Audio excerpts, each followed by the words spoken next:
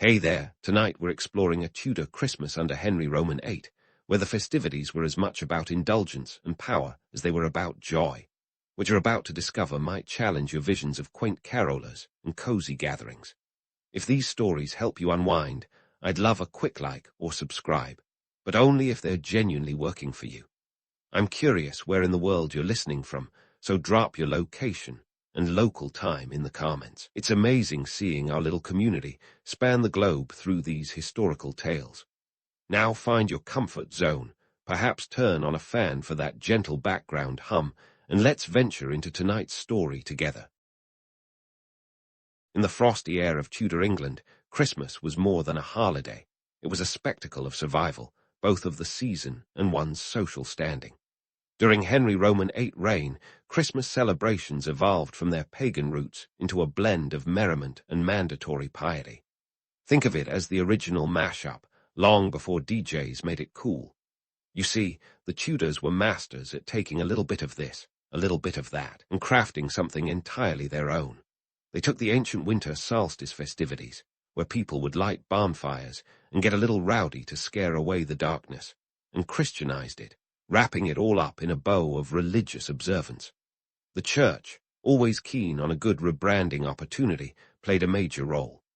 As early as 1038, the Council of Oxford had decreed that Christmas should be celebrated, but it wasn't until the 16th century that it really started to take off. The church's influence meant that the holiday was not just about having a good time. It was about putting Christ literally in Christmas.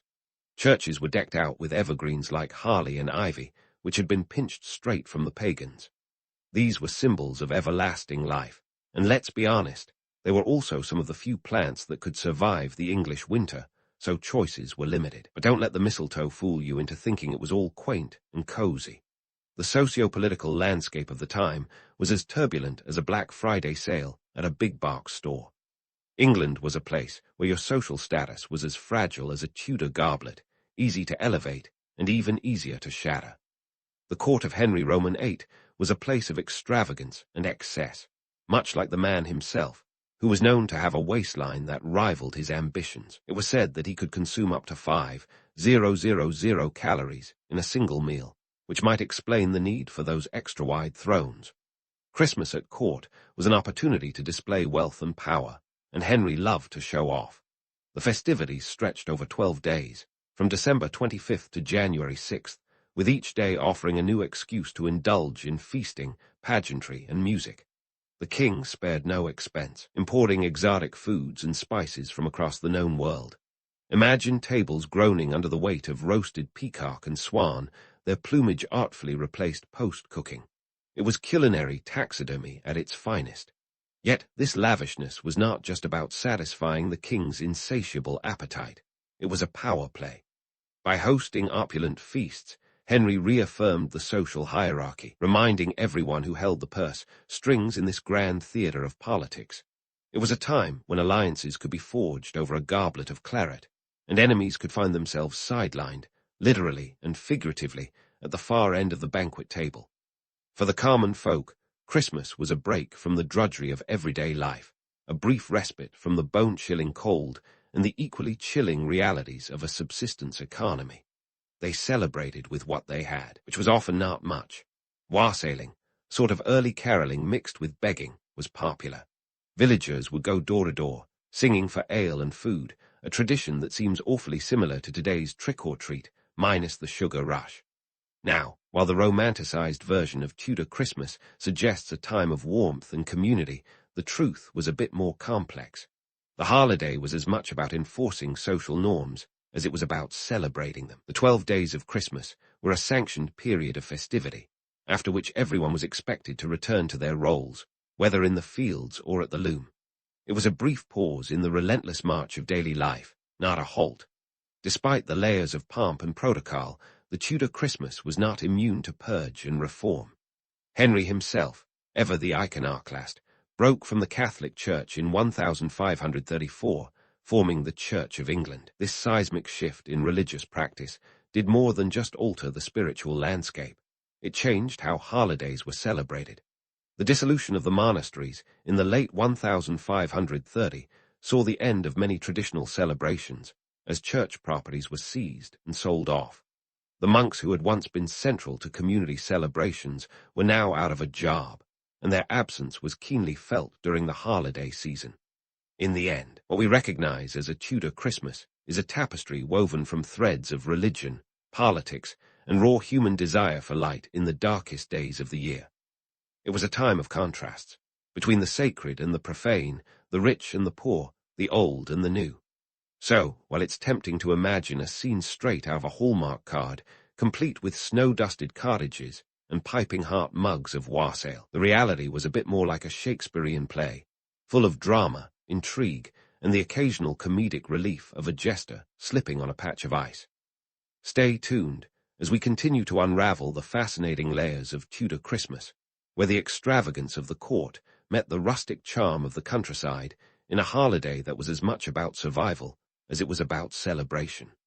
And while we're on the topic of drama, intrigue, and the economic theatrics of Tudor Christmas, let's talk about the financial gymnastics required to pull off these 12 days of festive chaos. Picture this. You're living in 16th century England, where the annual household income for a labourer might hover around £2. Yes, you heard that right, 2 whole pounds. Now, imagine spending a significant chunk of that on a single holiday season just to keep up with the Joneses, or the Tudors in this case. The 12 days of Christmas weren't just about partridges and pear trees. Nope, they were a financial minefield. For the royal court, the expenditure was astronomical. Henry Roman VIII kitchen alone cost upwards of £7,000 a year, a staggering sum when you consider that the average skilled craftsman earned about £10 annually. The price of imported spices like saffron, cinnamon, and cloves could make a modern-day Starbucks habit look like child's play. These spices were the Bitcoin of Tudor times, rare, highly coveted, and a surefire way to flaunt wealth. Take saffron, for instance. This golden thread was worth its weight in, well, gold. A pound of saffron could set you back £1, roughly half a year's wages for a labourer. But hey, nothing screams festive cheer quite like a pinch of saffron in your Christmas pudding, right? These spices weren't just culinary enhancers. They were status symbols, the Tudor equivalent of driving a luxury car or owning the latest iPhone. Now, let's dig into the reality of these feasts. While the court was busy playing Who Wants to Be a Millionaire, with their menus, the common folk were scraping together a semblance of celebration. A typical peasant's Christmas dinner might include little more than bread, cheese, and the occasional piece of salted meat, if they were lucky. Ale was the drink of choice, not just for its festive qualities, but because it was safer than the water. Talk about a merry necessity. The financial burden of Christmas didn't end at the dinner table. There was the expectation of gift-giving, too. For the upper echelons, this meant elaborate presents, often crafted from precious metals and gemstones. A historical account from 1532 mentions Anne Boleyn gifting Henry Roman VIII a jeweled ship, complete with cannons made of gold. That's some serious secret Santa game. Meanwhile, in the villages, the gifts were far humbler, perhaps a homemade pastry or a small wooden toy for the children. But why go through this economic rigmarole?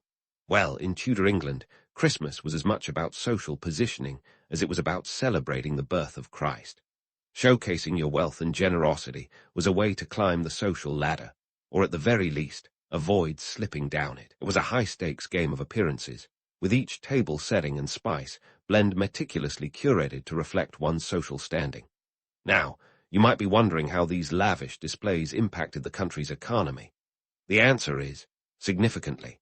The feasting period required an influx of goods, from imported spices to locally sourced meats and wines. This increased demand had a ripple effect on prices, with merchants and traders capitalizing on the seasonal surge. But this wasn't just a simple case of supply and demand. The crown levied taxes on imported goods, further lining royal coffers at the expense of the nobility and gentry eager to impress their peers. And let's not forget the laborers who toiled behind the scenes to make these festivities possible. While the elite dined on roasted boar and sugared almonds, the cooks, servers, and countless other workers labored tirelessly, often with little or no extra compensation. Their reward, perhaps a few scraps from the master's table or a small coin for their efforts, a stark reminder of the rigid social hierarchy that Christmas both celebrated and enforced. So, While the romanticized notion of a Tudor Christmas conjures images of joyous feasting and communal warmth, the reality was a bit more Dickensian. It was a time of financial strain for many, where the pressure to conform to social expectations could overshadow the holiday's intended spirit of generosity and goodwill.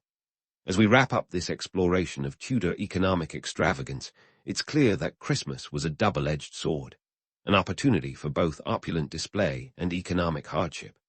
It was a time when the rich got richer, the poor got poorer, and everyone, regardless of status, was swept up in the whirlwind of holiday expectations. Stay tuned as we continue our dive into the Tudor Christmas, where we'll explore the social dynamics and cultural traditions that made this era a fascinating blend of festivity and formality.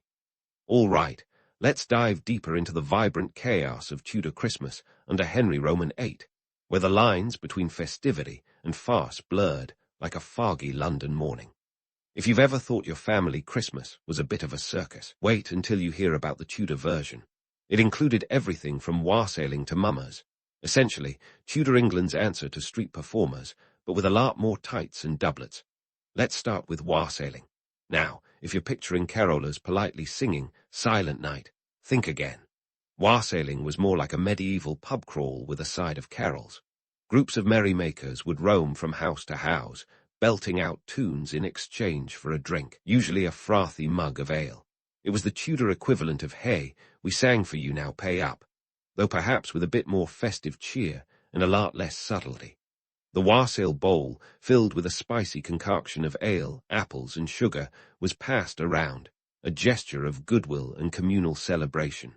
But let's not kid ourselves. It was also an excuse to imbibe copious amounts of alcohol, because what better way to ward off the winter chill and the existential dread of 16th century life? Next up, the mummers. Forget the nutcracker. Tudor Christmas mummers were more about slapstick comedy and moral lessons dressed up in colorful pantomimes. These performers would don masks and costumes, crafting plays that were as much about entertaining as they were about reminding everyone of the thin line between order and chaos. Such performances were riddled with allegorical characters. Think good virtue versus evil vice, with a side of bawdy humor to keep it interesting. It was all in the name of festive fun, of course, but it also served as a reminder of societal norms and the consequences of stepping out of line. After all, nothing says Merry Christmas like a morality play delivered by a bloke in a jester's hat. And then there was the Lord of Misrule, a figure that could have stepped straight out of a Monty Python sketch. Imagine a world where the court jester gets to be king for a day, or 12, in this case. During the 12 days of Christmas, a peasant or low-ranking court member was chosen to oversee the revelries, turning the social order on its head. This topsy-turvy world was a sanctioned period of chaos, where the usual hierarchies were temporarily upended. The Lord of Misrule orchestrated the festivities with a playful irreverence, leading dances, games, and feasts with a comedic touch. It was a clever way to let off steam, a controlled rebellion against the rigid structures of Tudor society. But let's be real, once the 12th night rolled around, it was back to reality, social order restored, and the Lord of Misrule back to his humble origins. It was a bit like Cinderella's midnight, but with far fewer glass slippers and a lot more ale-induced headaches. Now, these customs might seem like just good old-fashioned fun, but they were also incredibly strategic. Warsailing, mumming, and the antics of the Lord of Misrule were all about reinforcing the social fabric. By allowing a managed form of chaos, the powers that be acknowledged the need for release and unity, while ensuring that the social order remained intact. Think of it like a pressure valve for society, a way to let people blow off steam without blowing up the whole system. Of course, all this merriment wasn't just about keeping up appearances. It also had a political edge. Remember, Henry Roman VIII was a man who played the political game like a chess grandmaster, albeit one with a penchant for dramatic gestures. The festivities at court were not just a spectacle of wealth. They were a reminder of who held the real power. By hosting elaborate celebrations and allowing the common folk their antics, the monarchy reinforced its central role in the societal hierarchy. It was a delicate dance of power and politics, with each piece of plum pudding and wassail bowl serving as a reminder of the king's benevolence and his authority. In a time when the line between friend and foe was as thin as a lute string. These celebrations also served as a stage for political posturing. Courtiers vied for the king's favor through lavish gifts and displays of loyalty, while the common folk showed their allegiance through the very act of participating in the festivities. It was a kingdom-wide party with ulterior motives, a chance for everyone to reaffirm their place in the grand scheme of things. But let's not forget the darker undercurrents. Amidst the revelry and laughter, the political tensions of the time simmered beneath the surface. Henry Roman VIII, split from the Catholic Church, had not only rocked the religious landscape, but also created ripples throughout the social and political spheres. The dissolution of the monasteries meant that many traditional forms of charity and community support disappeared, leaving a void that the festive season couldn't quite fill.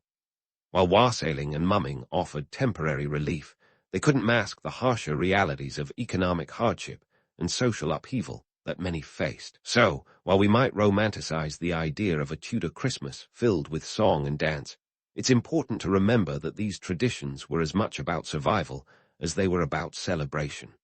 They were a way to navigate the uncertainties of life under a monarch whose whims could change as swiftly as the English weather. In the end, the Tudor Christmas was a complex tapestry of joy and tension, where the laughter often masked deeper fears, and the merriment served as a fleeting respite from the harshness of the world outside. As we continue our journey through the Tudor festive season, keep in mind that these customs were more than mere entertainment. They were a reflection of a society grappling with change, using humor and tradition to hold onto a sense of identity and continuity amidst the shifting sands of history. Stay tuned for more tales from the Tudor Christmas, where the past continues to unravel its intricate stories, each more fascinating than the last. Now, as we wade deeper into the choppy waters of Tudor Christmas under Henry Roman VIII, it's time to untangle the web of religious and political strings that shaped these festivities, turning them into a stage for royal theatrics and ecclesiastical reformation.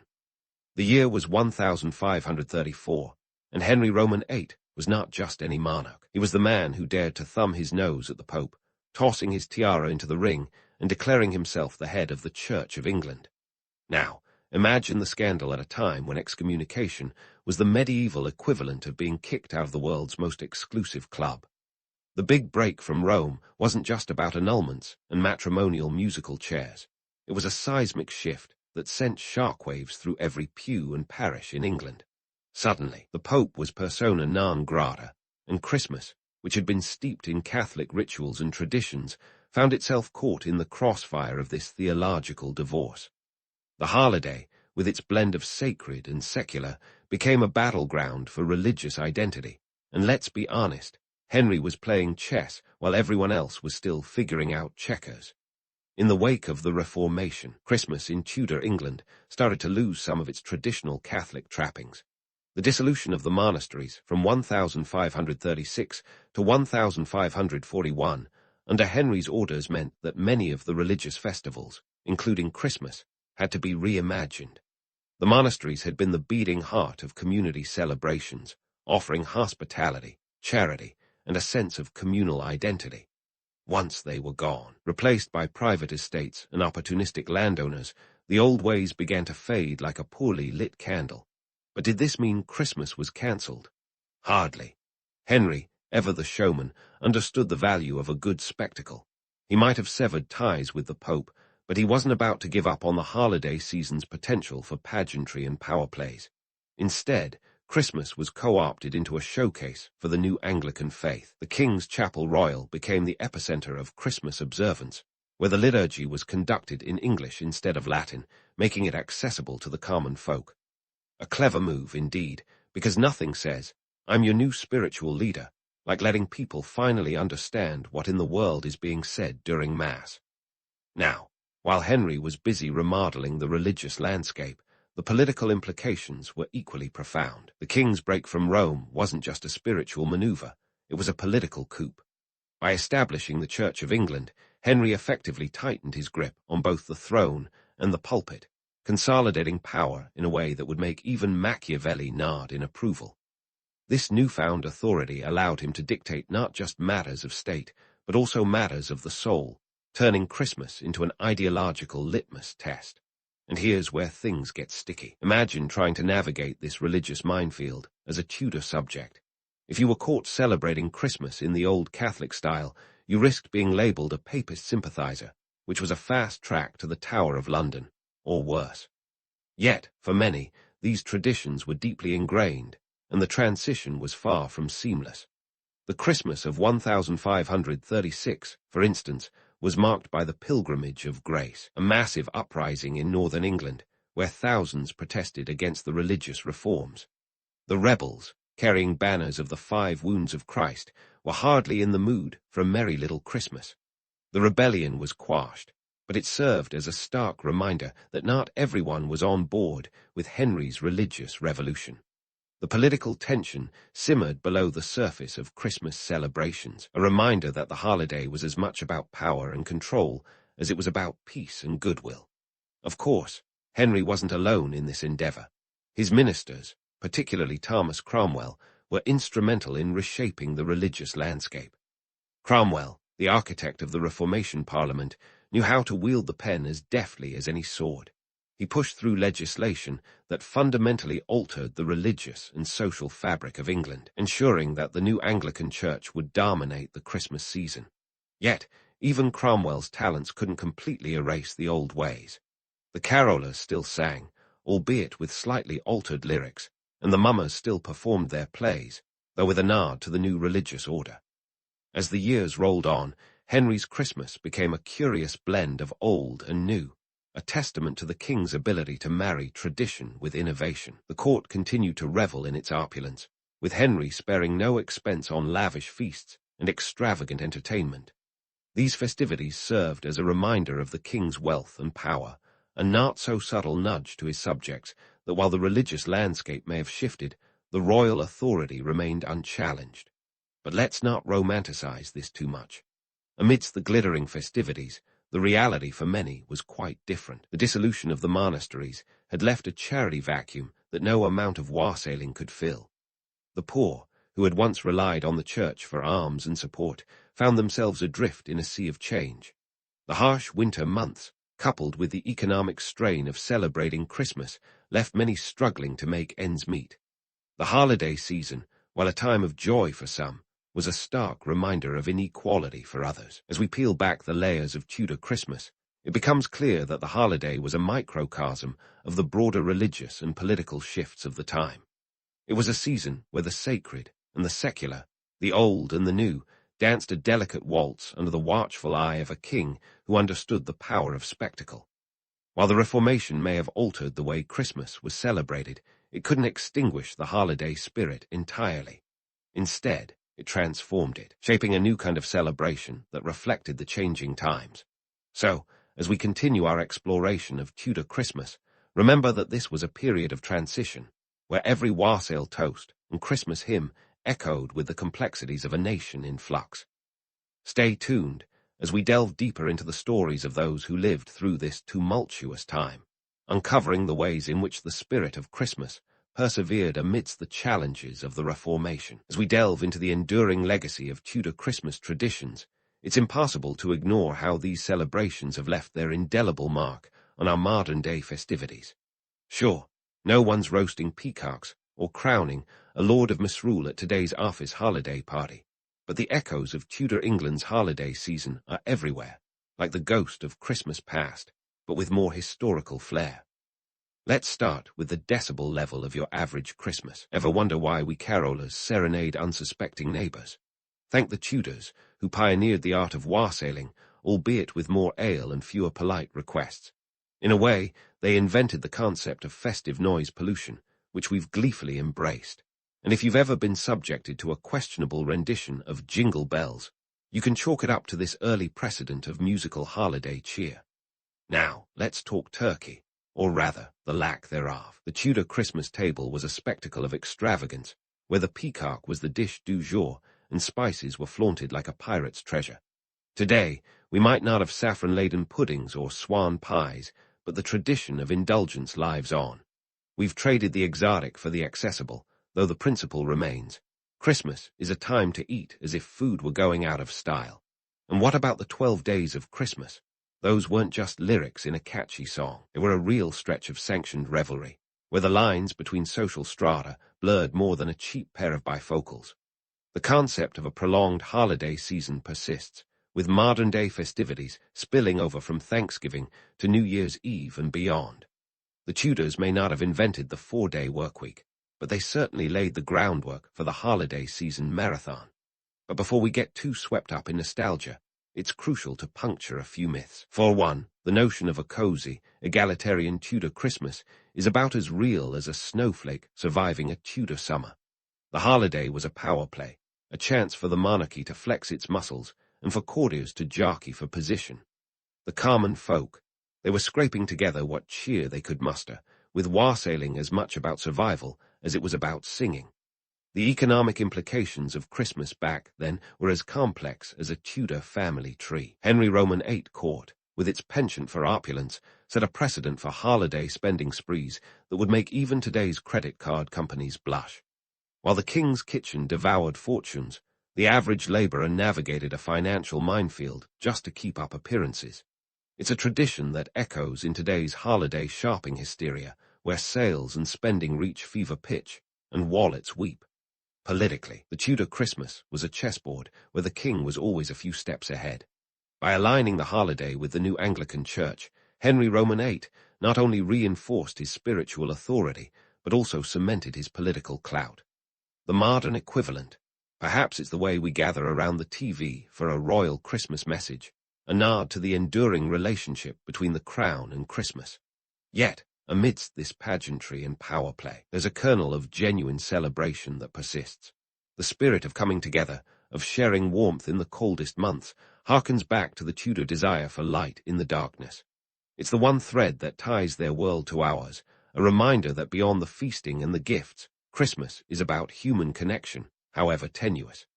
In conclusion, the legacy of Tudor Christmas is a tapestry of contradictions, much like the era itself.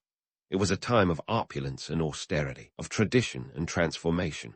The Tudors may have celebrated with more flair than we do today, but the essence of their festivities, the blend of merriment and meaning, continues to resonate. So, the next time you raise a glass of something decidedly less potent than wassail, remember Henry Roman VIII England, where Christmas was a spectacle of survival, a political play, and ultimately a celebration of enduring human spirit. Cheers to that.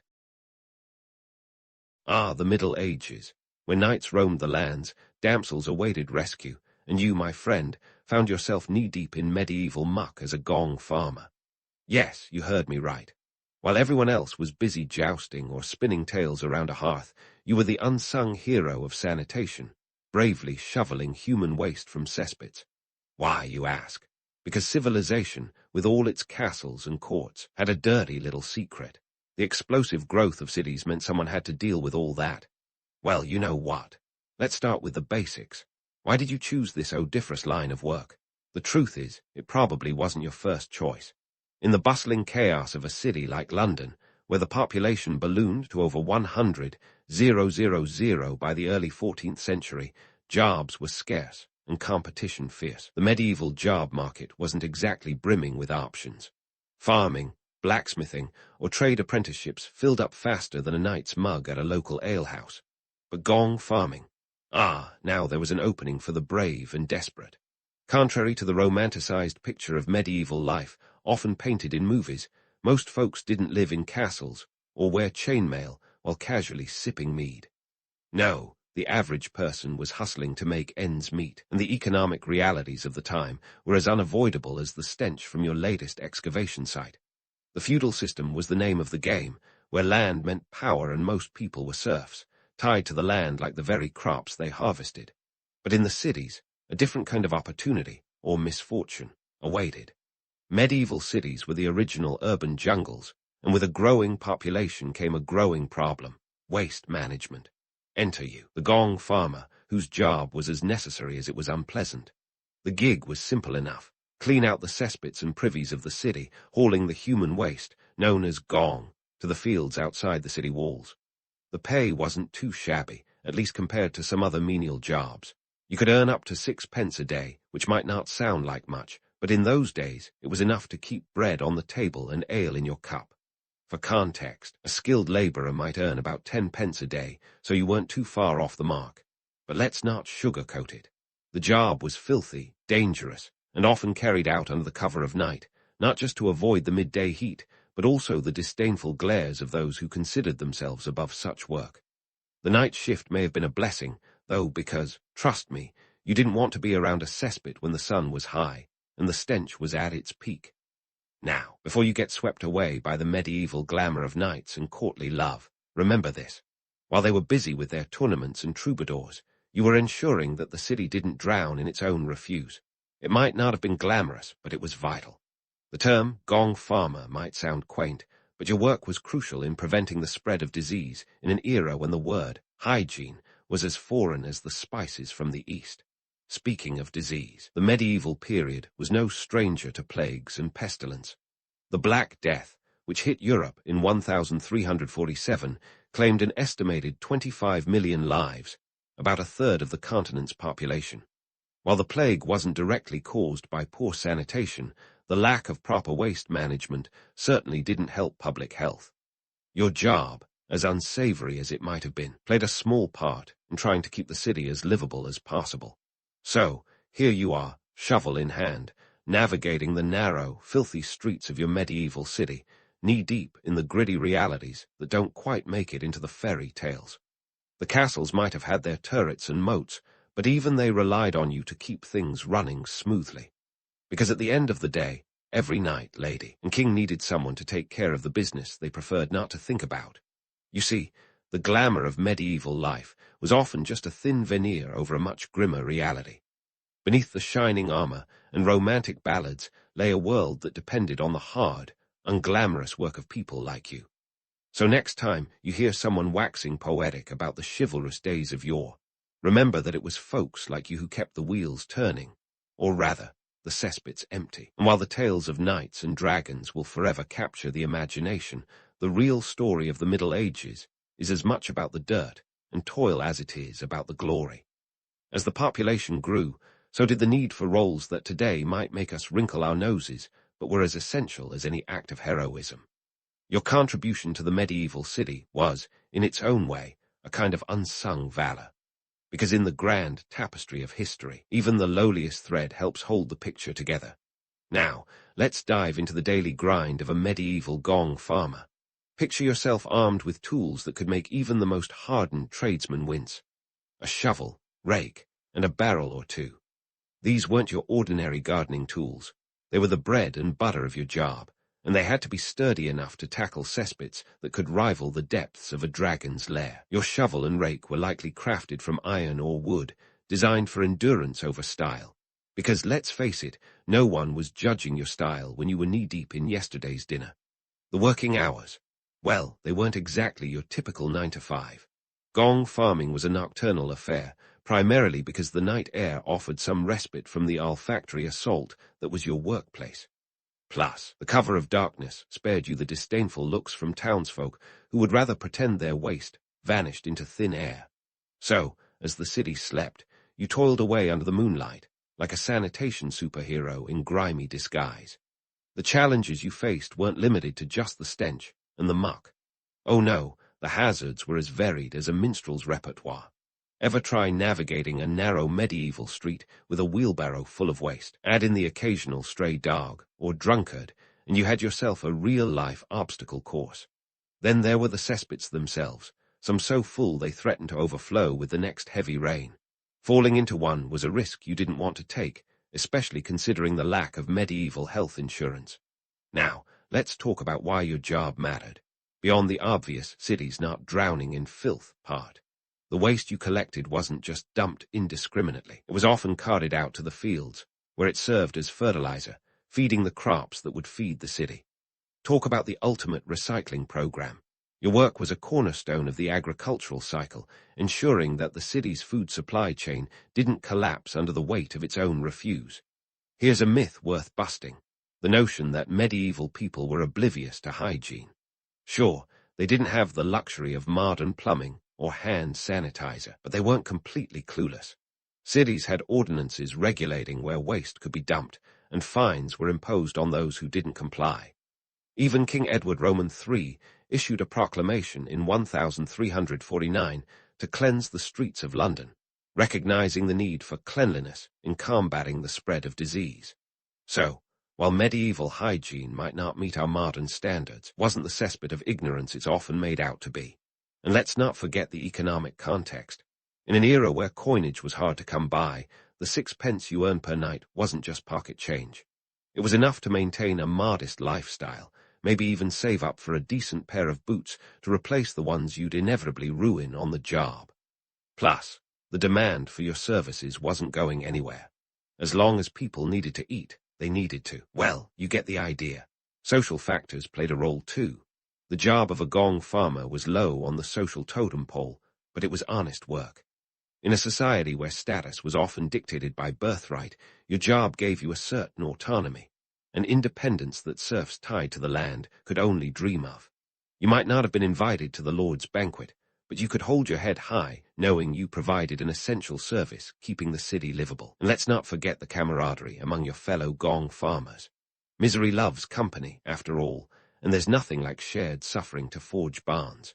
You might have exchanged a few dark jokes to lighten the mood while shoveling another load, the kind of gallows humor that only those in the trenches can truly appreciate. Because when you're literally up to your elbows in the city's refuse, sometimes laughter is all you have to fall back on. So, while romantic tales of knights and fair maidens continue to captivate, it's crucial to remember that the backbone of medieval society was built on the shoulders of those willing to roll up their sleeves and get dirty.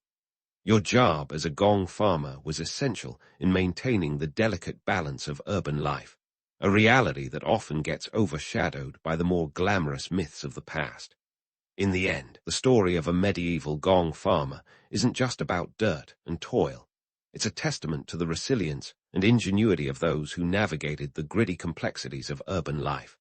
While you might not have been celebrated in the annals of history, your contribution was as vital as any knight's bravery or ruler's decree. And that, my friend, is the unvarnished truth of medieval sanitation. So, just when you thought you had a handle on the gritty day-to-day life as a medieval Gong farmer, let's dig a little deeper into the social quagmire you found yourself wading through. Because surprise, surprise, society wasn't exactly rolling out the red carpet for you and your indispensable services. While the role was essential, the social status that came with it was about as glamorous as your work boots after a rainy night on the job. First, let's tackle the myth that medieval cities were bastions of egalitarianism. Nope, they were more like hierarchical obstacle courses where everyone had a rung and yours was scraping the bottom. Despite your crucial role, you were often treated as a social pariah. The reality was, folks were more likely to cross the street than greet you. Who could blame them, really, considering the eau de cesspit that trailed you like an unwanted shadow? Legally, Gong farmers faced restrictions that would make even the most draconian HOA blush. You were often required by law to work at night, not just because of the cooler air, but to avoid offending the delicate sensibilities of daytime passers-by. Some cities even had specific laws dictating where and when you could ply your trade. In London, it was forbidden to dump waste into the River Thames during daylight hours, a rule that was part of a broader medieval attempt at urban sanitation. So, you were left to navigate your nightly rounds like an odoriferous ninja, unseen and unacknowledged. But hold your nose, there's a silver lining. The pay, surprisingly, was not too shabby. As mentioned earlier, you could earn up to 6 pence a day, which was decent enough to keep your family fed and maybe even indulge in the occasional luxury, like a new set of clothes, to replace the ones that had become permanently stained by your nightly endeavors. To put it in context, a skilled craftsman might earn about 10 pence a day. So while you were a rung or two below the blacksmith on the social ladder, your pay wasn't that far off. Money talks, even if it smells a bit funky. Of course, no amount of coin could fully compensate for the health risks you faced. The hazards were as numerous as they were unpleasant. Let's start with the obvious.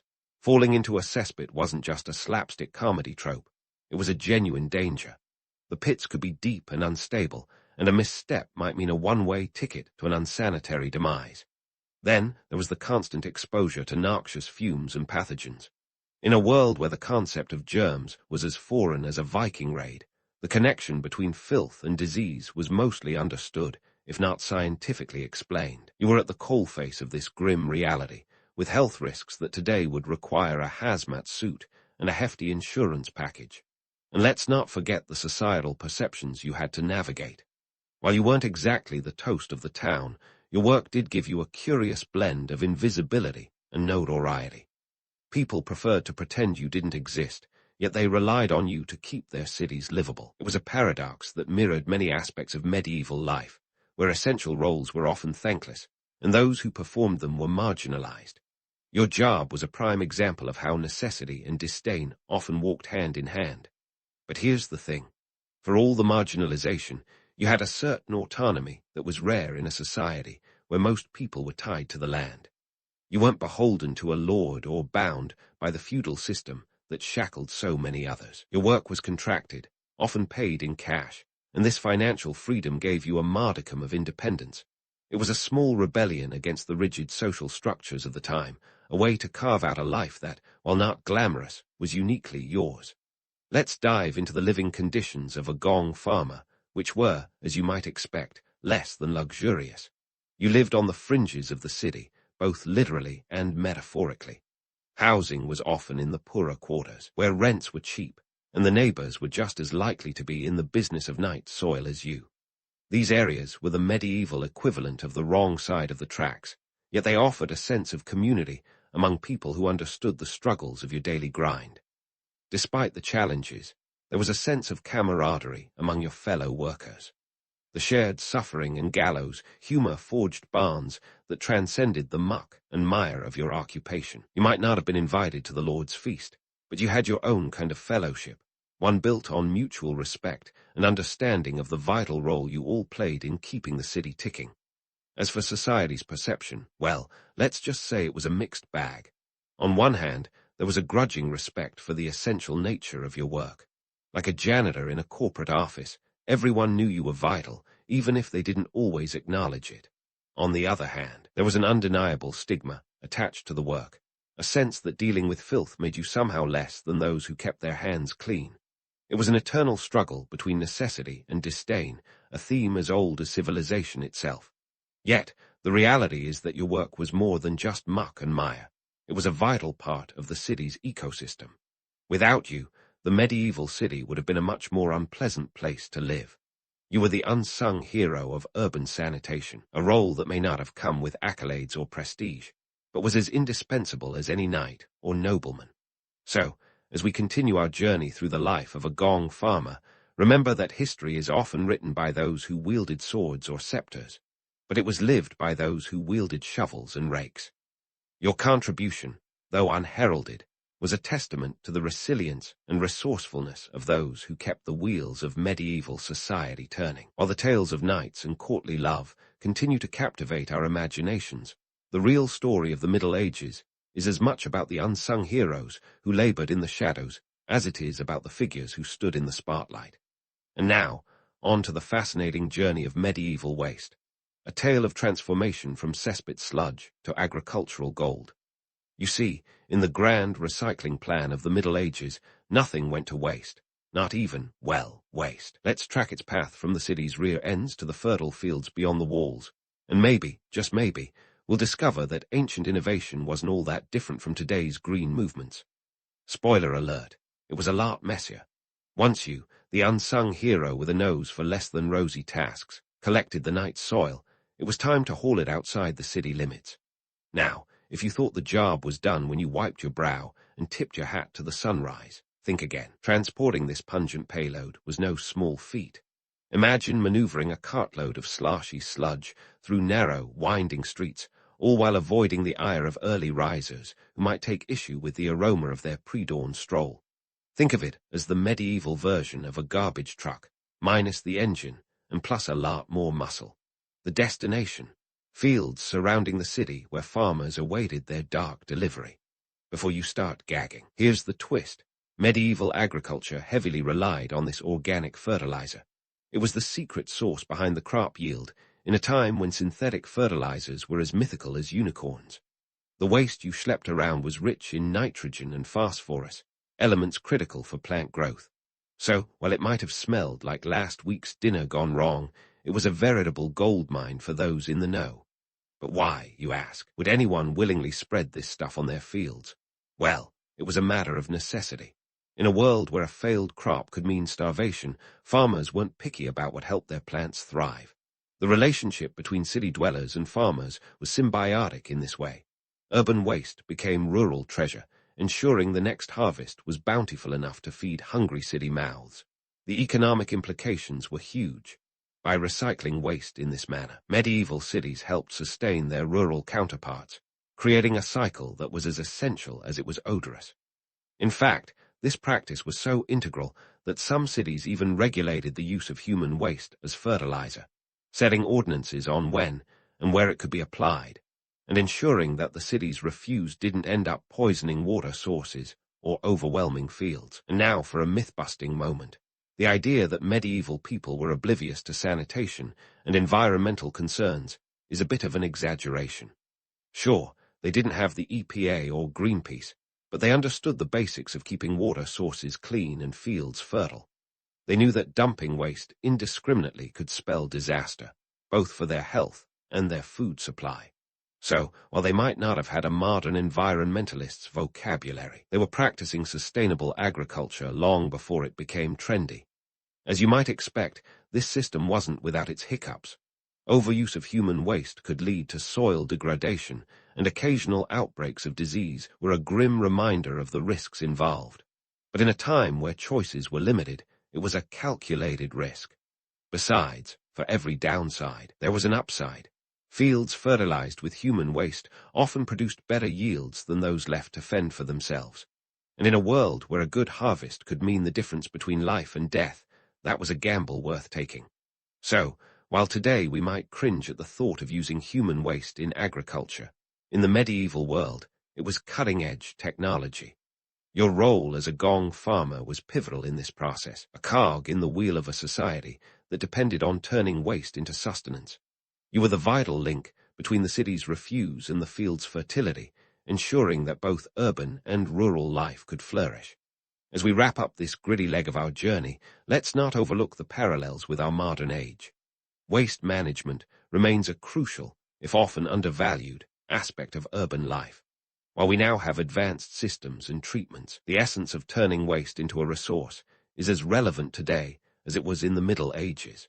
It's a love-hate relationship that's persisted through the ages, reminding us that some challenges are timeless. In fact, the very notion of recycling and reusing waste highlights the ingenuity and resilience of human societies. The medieval Gong farmers, with their rudimentary tools and backbreaking work, laid the groundwork for what would become a cornerstone of sustainable practice. So, the next time you toss your recyclables in the bin, give a nod to those who came before, transforming refuse into renewal in a world where necessity truly was the mother of invention. And so, as the sun sets on our exploration of medieval waste management, we leave this chapter open-ended, with more tales of toil, triumph, and transformation waiting in the wings. Because, much like history itself, the story of a Gong farmer is never truly finished. It's a cycle, much like the very waste they managed, endlessly repeating, endlessly renewing.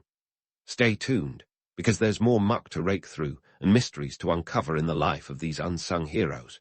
And so, as the sun sets on our exploration of medieval waste management, we leave this chapter open-ended, with more tales of toil, triumph, and transformation waiting in the wings. Because much like history itself, the story of a Gong farmer is never truly finished. It's a cycle, much like the very waste they managed, endlessly repeating, endlessly renewing. Stay tuned, because there's more muck to rake through and mysteries to uncover in the life of these unsung heroes. Fast forward to today, and you might be relieved to know that waste management has evolved beyond rudimentary shovels and nocturnal escapades. But before we pat ourselves on the back too enthusiastically, let's take a sobering look at how far we've come and how far we sometimes have yet to go. In the 19th century, the Industrial Revolution brought not just steam engines and factories, but also a smoggy explosion of urban populations. London, a city that had once employed your services as a Gong farmer, swelled to over 6. 5 million people by 1900. With this boom came the realization that dumping waste in the streets or the river wasn't exactly a sustainable strategy.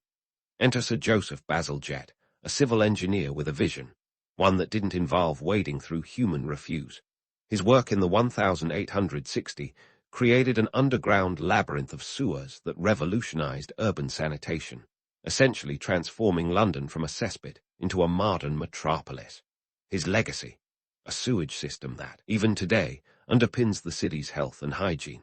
But let's not get too smug about our gleaming sewers and wastewater treatment plants.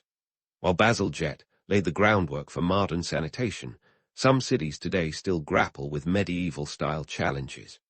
Take Mumbai, where a population of over 20 million strains an outdated sewage infrastructure, or parts of sub-Saharan Africa, where open defecation remains a reality for millions. It's a stark reminder that technological leaps aren't always evenly distributed. In fact, around 4.2 billion people worldwide still lack safely managed sanitation services, an echo of the Gong farmer's world that refuses to fade quietly into history. So, what did our medieval muckrakers teach us? For starters, they showed us that necessity is a mother of invention, albeit a rather smelly one. They laid the foundations for what would evolve into a global industry worth billions. Today, the global waste management market is projected to reach over $530 billion by 2025, numbers that would surely boggle a Gong farmer's mind. Yet, for all our advancements, waste management remains a Cinderella sector, often overlooked, undervalued, yet utterly essential. It's an industry where the stakes are high, impacting everything from public health to environmental sustainability. Take the Great Stink of 1858 in London, when the Thames became so foul that Parliament had to close its windows. It was a pungent wake-up call, proving that ignoring waste management isn't just a historical footnote, but a timeless lesson in civic responsibility. The cyclical nature of history is evident in our relationship with waste. Just as medieval cities grappled with the logistics of human refuse, modern metropolises face the challenge of managing millions of tons of trash, a problem compounded by our penchant for single-use plastics and disposable everything. It's a stark reminder that while our technology has advanced, our habits often remain stubbornly archaic. And while we might not romanticize the life of a modern sanitation worker as we do knights or explorers, their role is no less heroic. Whether they're maintaining the sewers of New York or sorting recyclables in Tokyo, these unsung heroes continue the legacy of those medieval Gong farmers. They are the custodians of public health, the guardians against the chaos that unchecked waste can unleash. As we wrap up this journey through the annals of sanitation, it's clear that the story of waste management is one of resilience and reinvention. It's a tale that stretches from the narrow, stinking streets of medieval London to the sprawling, complex networks of today's megacities. It's a narrative that underscores the importance of those who dare to confront society's less glamorous necessities, ensuring that civilizations can thrive without drowning in their own excess. So, next time you flush the toilet or roll your trash bin to the curb, take a moment to appreciate the centuries of innovation and perseverance that led to that simple act. Remember the unsung heroes, both past and present, who worked tirelessly behind the scenes, transforming refuse into renewal. Their legacy is a testament to human ingenuity, a reminder that even the most mundane tasks can have monumental impacts. In the grand tapestry of history, the Gong farmer may seem like a footnote, but their story is anything but insignificant. They were the pioneers of a profession that continues to evolve, adapting to the ever-changing demands of human habitation. And as we face the challenges of our own time, climate change, overpopulation, and resource scarcity, we do well to remember the lessons of those who came before. Because, as history has shown us, it's often the dirtiest jobs that have the cleanest outcomes. And with that, let's close the book on our medieval muckrakers, those guardians of sanitation who, through their grit and perseverance, paved the way for a cleaner, healthier world. Their legacy lives on in the pipes and sewers beneath our feet, a testament to the unyielding human spirit and an enduring reminder that sometimes the path to progress is paved with, well, you know. You're jolted awake by the creak of wood and the smell of salt water mixed with, well, let's just call it a medley of aromas. Welcome aboard a 16th century Spanish galleon, your new home away from land, luxury, and logic. Forget memory foam mattresses. Your bed is a lumpy sack stuffed with straw, and your sleeping quarters are crammed tighter than a subway car at rush hour. Here, personal space is as mythical as a unicorn. Your cabin, or more accurately, your corner of shared misery, consists of a few square feet of wooden floor. You've got about as much room as a sardine in a can. The ship itself is a marvel of human ambition and questionable maritime engineering. Measuring roughly 120 feet in length and 30 feet wide, it's a wooden leviathan that could carry up to 500 souls. That's more than the seating capacity of a Boeing 747, minus the in-flight entertainment and complimentary peanuts. These floating fortresses were the pride of the Spanish Empire, a gleaming testament to their naval prowess. Each galleon was a labyrinth of decks, masts, and sails, requiring a crew of over 200 men to operate, and that's not counting the soldiers, merchants, and the odd stowaway hoping for a cut of the New World's booty. The cost of constructing such a beast, a staggering 15,000 ducats. To put that in perspective, that was about the same as 375,000 loaves of bread. In today's cash, you're looking at several $1 million. So, next time you balk at the price of your morning latte, just remember it's not financing a fleet of warships. The hierarchy on board is as rigid as the masts towering above you. At the top sits the captain, the undisputed monarch of this wooden kingdom. Below him, the officers and navigators wield their compasses and sextants like modern-day smartphones, plotting courses and praying those maps they bought aren't missing a continent or two. Then come the petty officers, the middle management of the sea, and finally, the seamen who do the dirty work. Don't even ask about the conditions for the enslaved people and indentured servants who were often part of the cargo. Their living quarters made yours look like a 5-star suite. As the morning sun creeps through the portholes, you try to stretch, but quickly abandon the effort. The hammocks are strung so close you can practically count the nose hairs of the sailor snoring next to you. Privacy. Hilarious. Personal hygiene. A luxury. You're more likely to smell like a barnyard than a bouquet of roses by the end of this voyage. The ship's layout is a maze of narrow passageways and steep ladders. The cargo hold is packed with goods destined for the New World. Barrels of olive oil, crates of fine Spanish textiles, and chests of shimmering silver coins. This is the lifeblood of imperial Spain, fueling its insatiable appetite for wealth and power. Your stomach growls, reminding you that breakfast is a thing. On the menu, hardtack biscuits and salted pork, washed down with a mug of ale. Forget your gluten-free, farm-to-table fantasies. Hardtack is essentially flour, water, and a dash of despair, baked until it's hard enough to chip a tooth. The pork, saltier than a sailor's vocabulary after a storm, and ale is safer than water, which is often as murky as the motivations behind this whole colonial enterprise. As you munch on your unappetizing breakfast, you can't help but think about the legends of these voyages. The tales of swashbuckling adventurers and treasure-laden ships are more fiction than fact. The reality is a grueling grind, a daily battle against the elements, disease, and monotony. But hey, who doesn't love a good sea shanty to lift the spirits? Looking out over the endless expanse of ocean, you realize the true scale of Spain's ambition. This isn't just about claiming land. It's about stamping their seal on the world map. The galleons are both vehicles of conquest and symbols of Spanish dominance, part of a grand strategy to outmaneuver rival empires like Portugal and England. It's a geopolitical chess game played with ships instead of pawns. So, why endure such a grueling life on the high seas? For many, it was the promise of wealth, adventure, or a fresh start. For others, it was less about choice and more about survival. The allure of the New World was intoxicating, even if the reality was often bitter. As you navigate the deck, dodging ropes and sailors scrambling to adjust sails, you realize that this floating fortress is as much about defense as it is about discovery.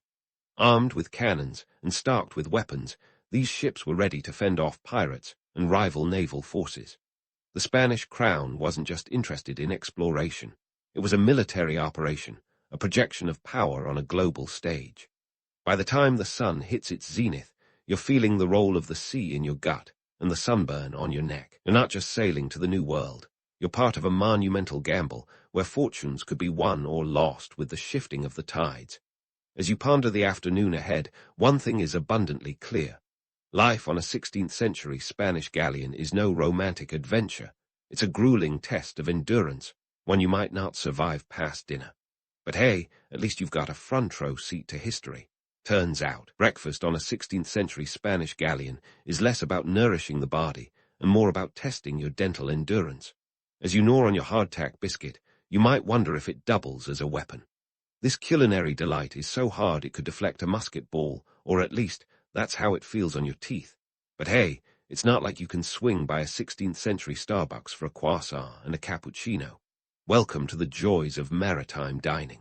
Hardtack, affectionately known by sailors as ship's biscuit, is essentially flour and water baked to oblivion. It's the kind of food that would make even the most adventurous gluten enthusiasts reconsider their life choices. But there's a practical reason for this dental challenge. Hardtack's durability means it can last weeks, months, even years if kept dry, perfect for a sea voyage where fresh food is as rare as a calm crossing of the Atlantic.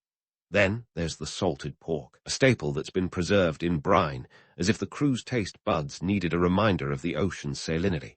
This isn't your trendy, artisanal charcuterie. It's meat that's been salted so heavily it might as well be a salt lick. But this preservation method was crucial in a world without refrigeration.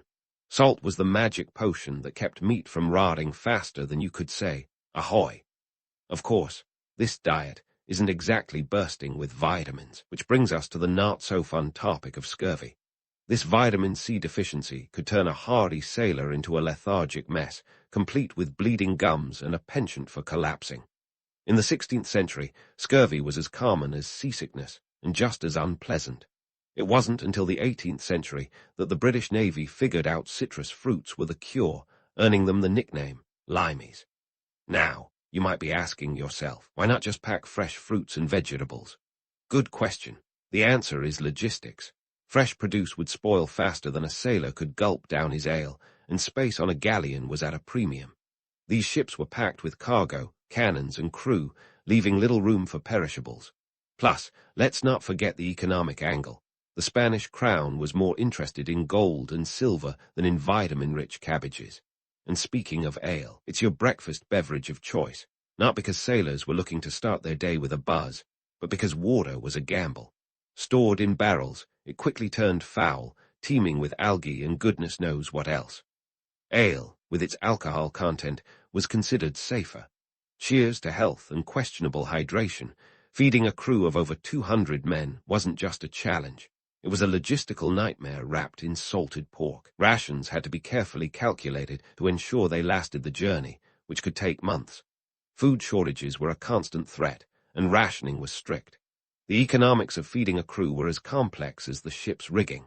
The cost of provisions could run into the hundreds of ducats for a single voyage, a small fortune when you consider that a skilled laborer might earn 10 ducats a year. To stretch supplies, sailors got creative, or desperate, depending on your perspective. They experimented with various preservation methods, some more successful and palatable than others. Pickling, smoking, and drying were all fair game. But sometimes, when desperation met innovation, things got downright smelly. Ever heard of stinking fish? It's not a metaphor. It's what happened when fish wasn't salted properly and began to rot. Yum! Not that the smell of rotting fish stood out much amid the other fragrances of the ship. With limited washing facilities and personal hygiene taking a back seat to survival, the galleon was a sensory overload. The air was thick with the scent of unwashed bodies, wet wood, and tar, and you thought your morning commute was rough. Despite these hardships, there's a certain romance to the idea of a life at sea, a notion that countless swashbuckling tales have only fueled. The reality, though, was often far less glamorous. It was a life of monotony, punctuated by moments of sheer terror, whether from storms, disease, or the threat of enemy ships. But for many, the promise of adventure and potential riches was worth the risk. This brings us to the bigger picture, the economics of empire. Spain's galleons were not just about exploration, they were about exploitation. These ships were the backbone of an empire hungry for resources, gold, and new territories to conquer. The Spanish crown's coffers swelled with the wealth of the Americas, fueling wars and power struggles back in Europe. In many ways, these voyages were a high-stakes game of risk and reward, with sailors as the pawns. As the morning drags on and the sun climbs higher, you begin to understand the scale of human ambition driving this enterprise. The galleon is more than a ship. It's a microcosm of the Spanish Empire, a testament to its might and its insatiable hunger for dominance. Each bite of hardtack, each sip of ale, is a reminder of the sacrifices made in the name of empire. And while it's easy to romanticize the past, one thing is clear. You wouldn't last a day on a 16th-century Spanish galleon without questioning your life choices, preferably over a more appetizing breakfast. As the day wears on, you're left to ponder the afternoon's challenges. What's next on this saga of survival and maritime endurance? Stay tuned, because the seas are as unpredictable as the politics that set these ships sailing. And let's face it, you've barely survived breakfast. Now that you've barely survived breakfast, it's time to earn your keep. Welcome to morning chores, 16th century style, where the daily grind is more about grinding your spirit than grinding coffee beans. Forget spreadsheets and emails. Your to-do list involves heavy lifting, rope hauling, and yes, the delightful task of cleaning the ship's communal toilet, better known as the head. First up, deck scrubbing. Grab a brush, or as the sailors affectionately call it, a harlestone, a chunk of sandstone that's rough enough to sand down your patience to a nub. You'll be on your hands and knees, elbow deep in seawater, scrubbing the wooden deck until it gleams like the crown jewels. Forget about a mop. This is a full-body workout that makes CrossFit look like a warm-up. The task is endless because the salt water and constant foot traffic transform the deck into a slippery, salty skating rink. Why the insanity? Hygiene is one reason, as questionable as it sounds amid the grime. The real motive is ship maintenance. Salt water is a sailor's frenemy. It preserves food, but slowly gnaws at the ship's wood like a sea termite with a grudge.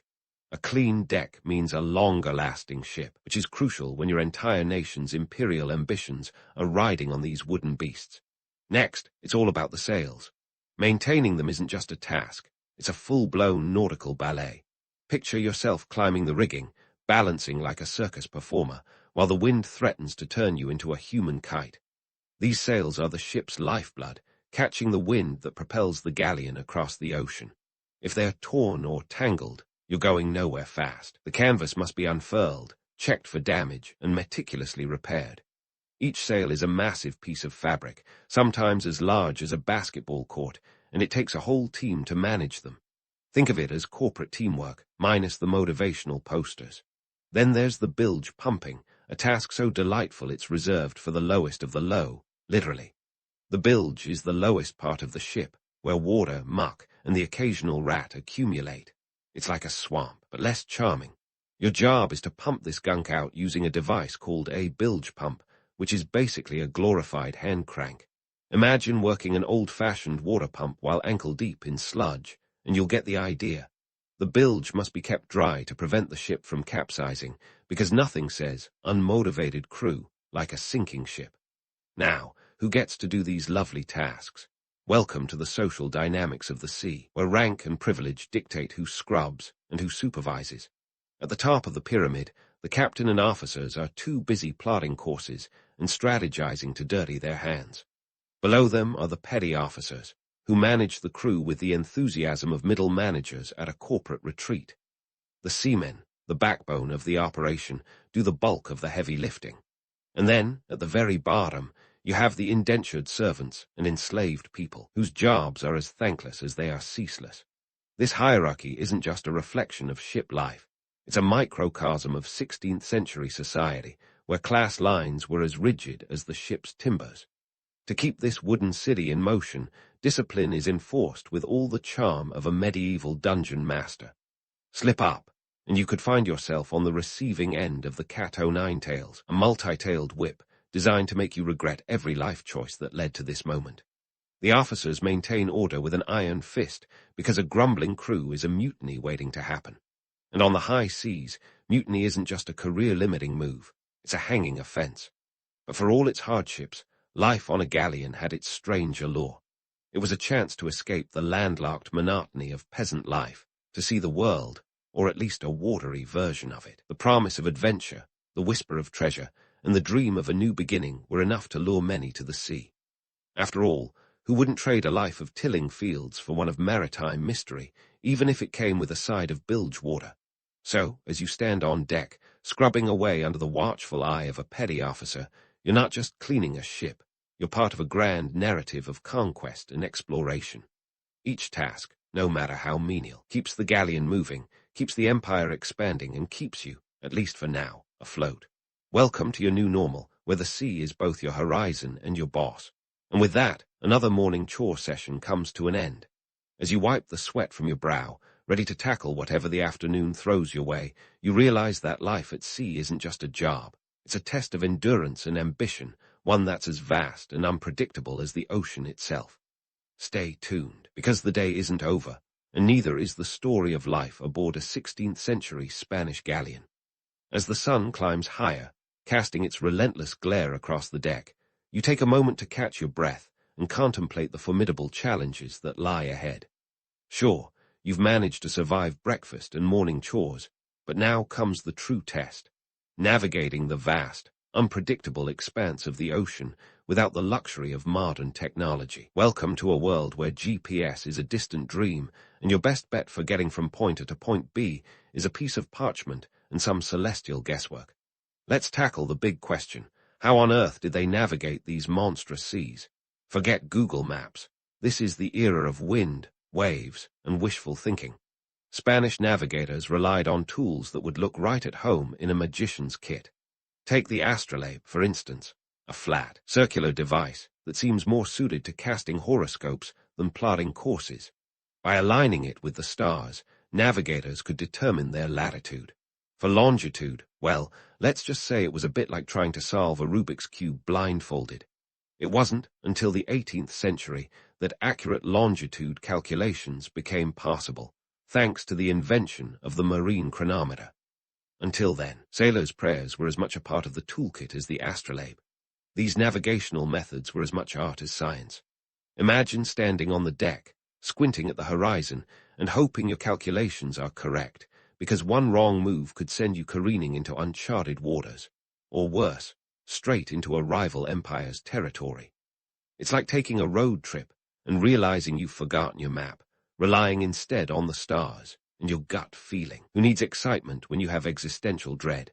Speaking of dread, let's talk about pirates and storms, the twin terrors of the sea. Romanticized in countless tales of swashbuckling adventurers, the reality was far less glamorous.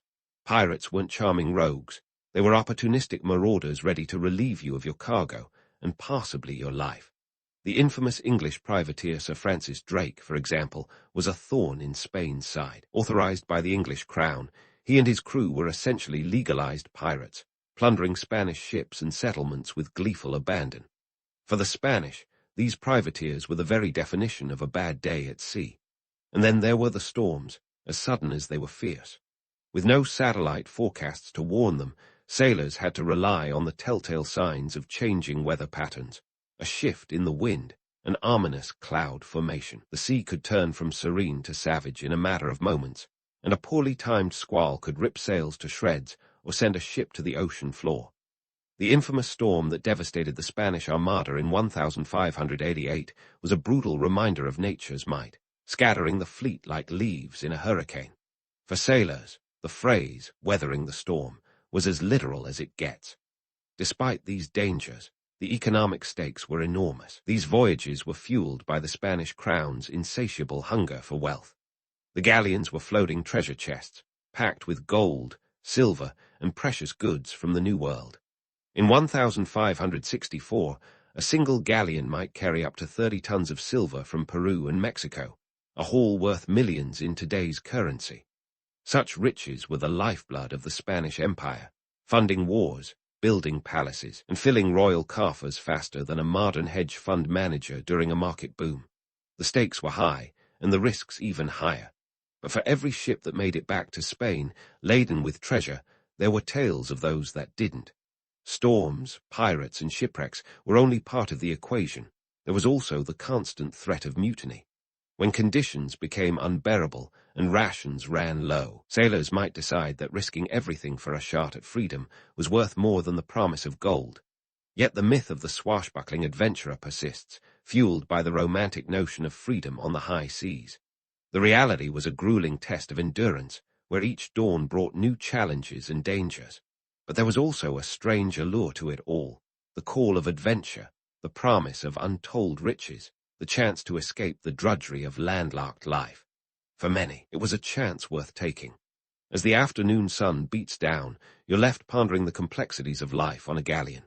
It's a world where every decision is a gamble, every day a battle against the elements and the unknown. The ocean is both a highway and a graveyard, a place where fortunes are made and lost with the shifting of the tides. And you, standing on this deck, are part of a grand story of ambition and exploration, where the stakes are as high as the waves that crash against the ship's hull. The journey is far from over, and the horizon holds more challenges and mysteries yet to be revealed. Stay tuned, because this is just the calm before the storm, or perhaps the next pirate attack. As the sun dips below the horizon, casting an amber glow over the restless ocean, you stand on the deck of this 16th-century Spanish galleon, reflecting on the day's trials.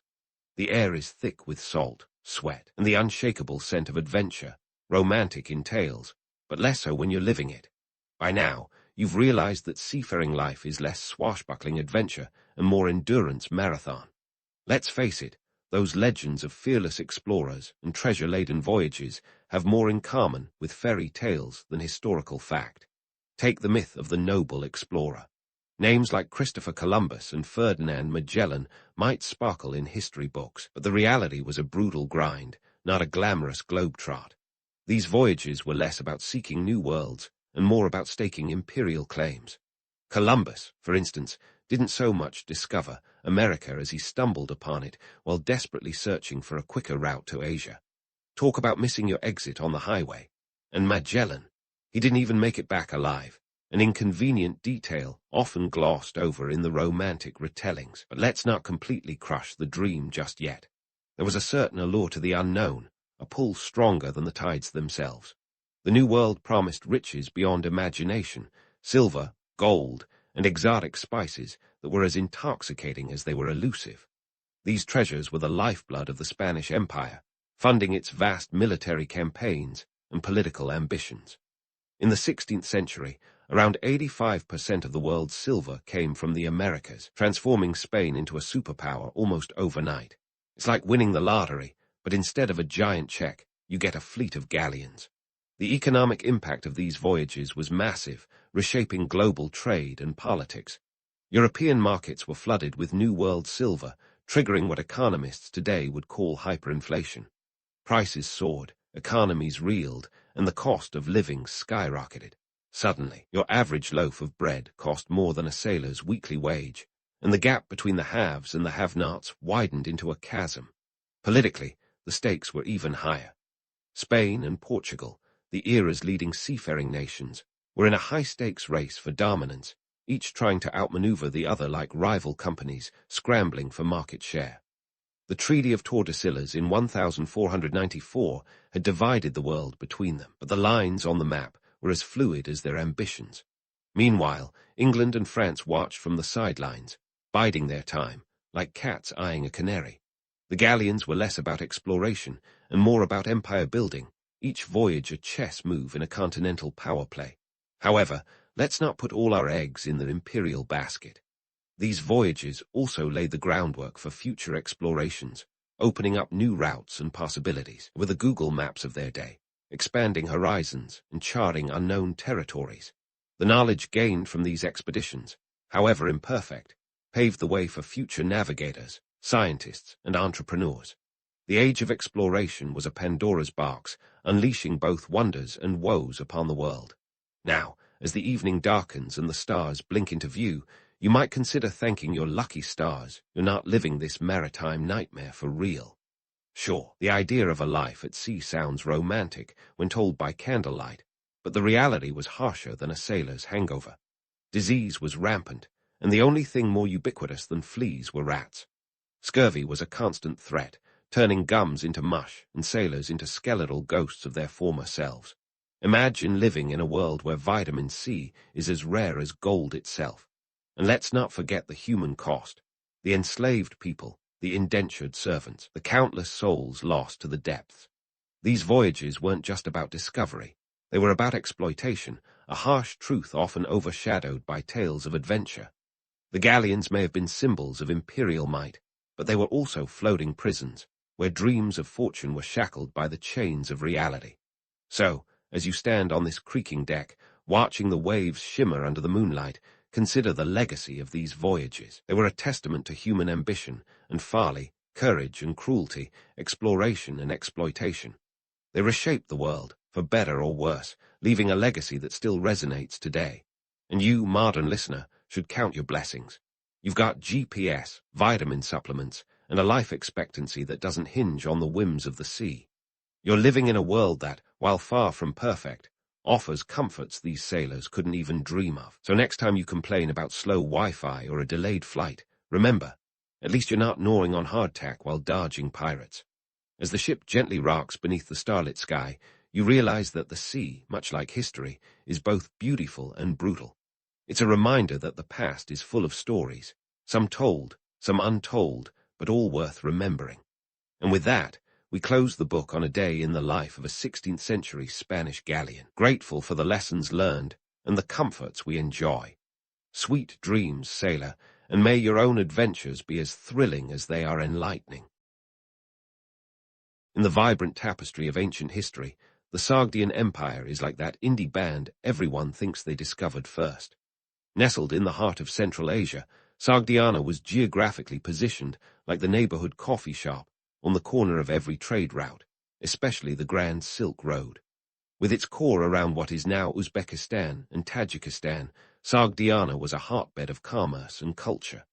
Picture a place where the phrase, location, location, location, is not just real estate jargon, but a thriving reality.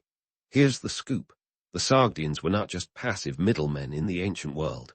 Nope, they were the rock stars of the Silk Road, turning the chaotic bazaar of antiquity into their personal bandstand.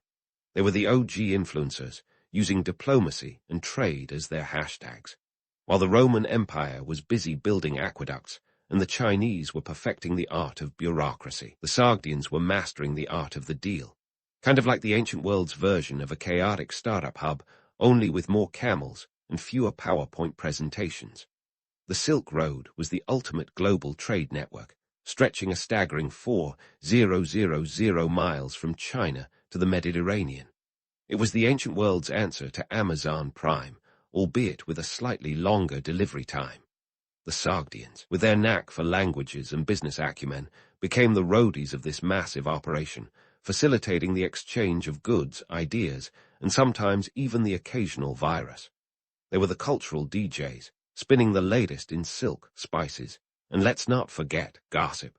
But why Sogdia? Why did this relatively small region become such a big player in the international game? First off, their location was prime real estate for trade routes converging from all directions.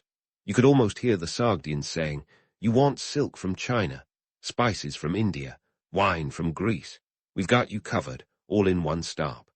They were the Costco of the ancient world, and their warehouses were the bustling marketplaces of Samarkand and Bukhara. The Sogdians had a talent for languages that would make a polyglot envious. They could switch from Sogdian to Chinese to Persian with the ease of flipping through a Netflix menu.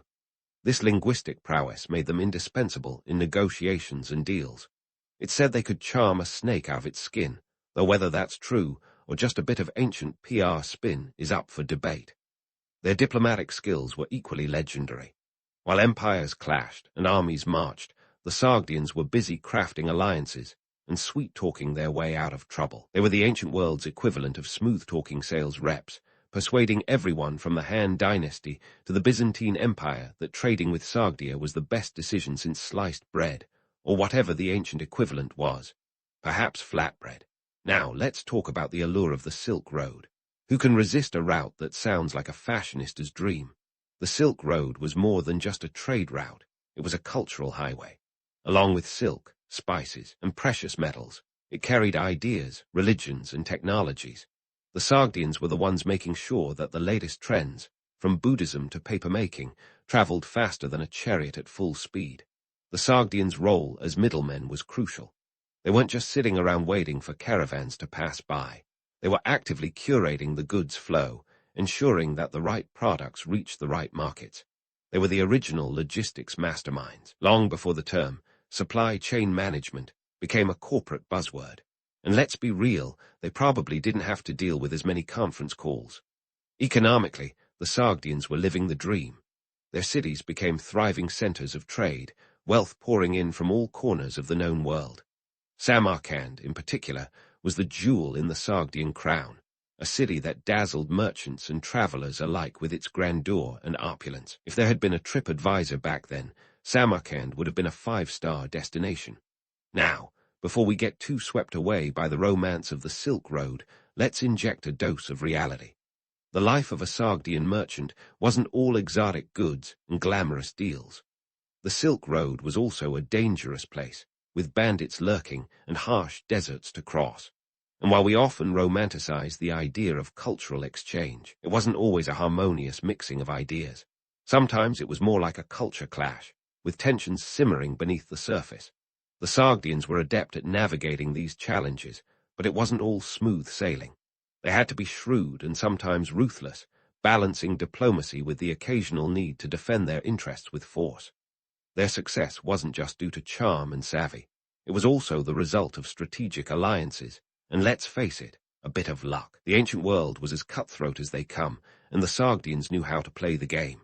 So, as we set the stage for the rise of the Sogdian Empire, remember this: they were more than just merchants. They were cultural conduits, economic powerhouses, and diplomatic dynamos. In a world of emperors and armies, the Sogdians showed that sometimes the pen and the ledger truly is mightier than the sword. And that, dear listener, is just the beginning of their story. Stay tuned for more of their adventures on the Silk Road and beyond.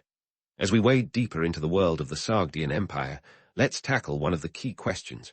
What exactly greased the wheels of this ancient economic machine?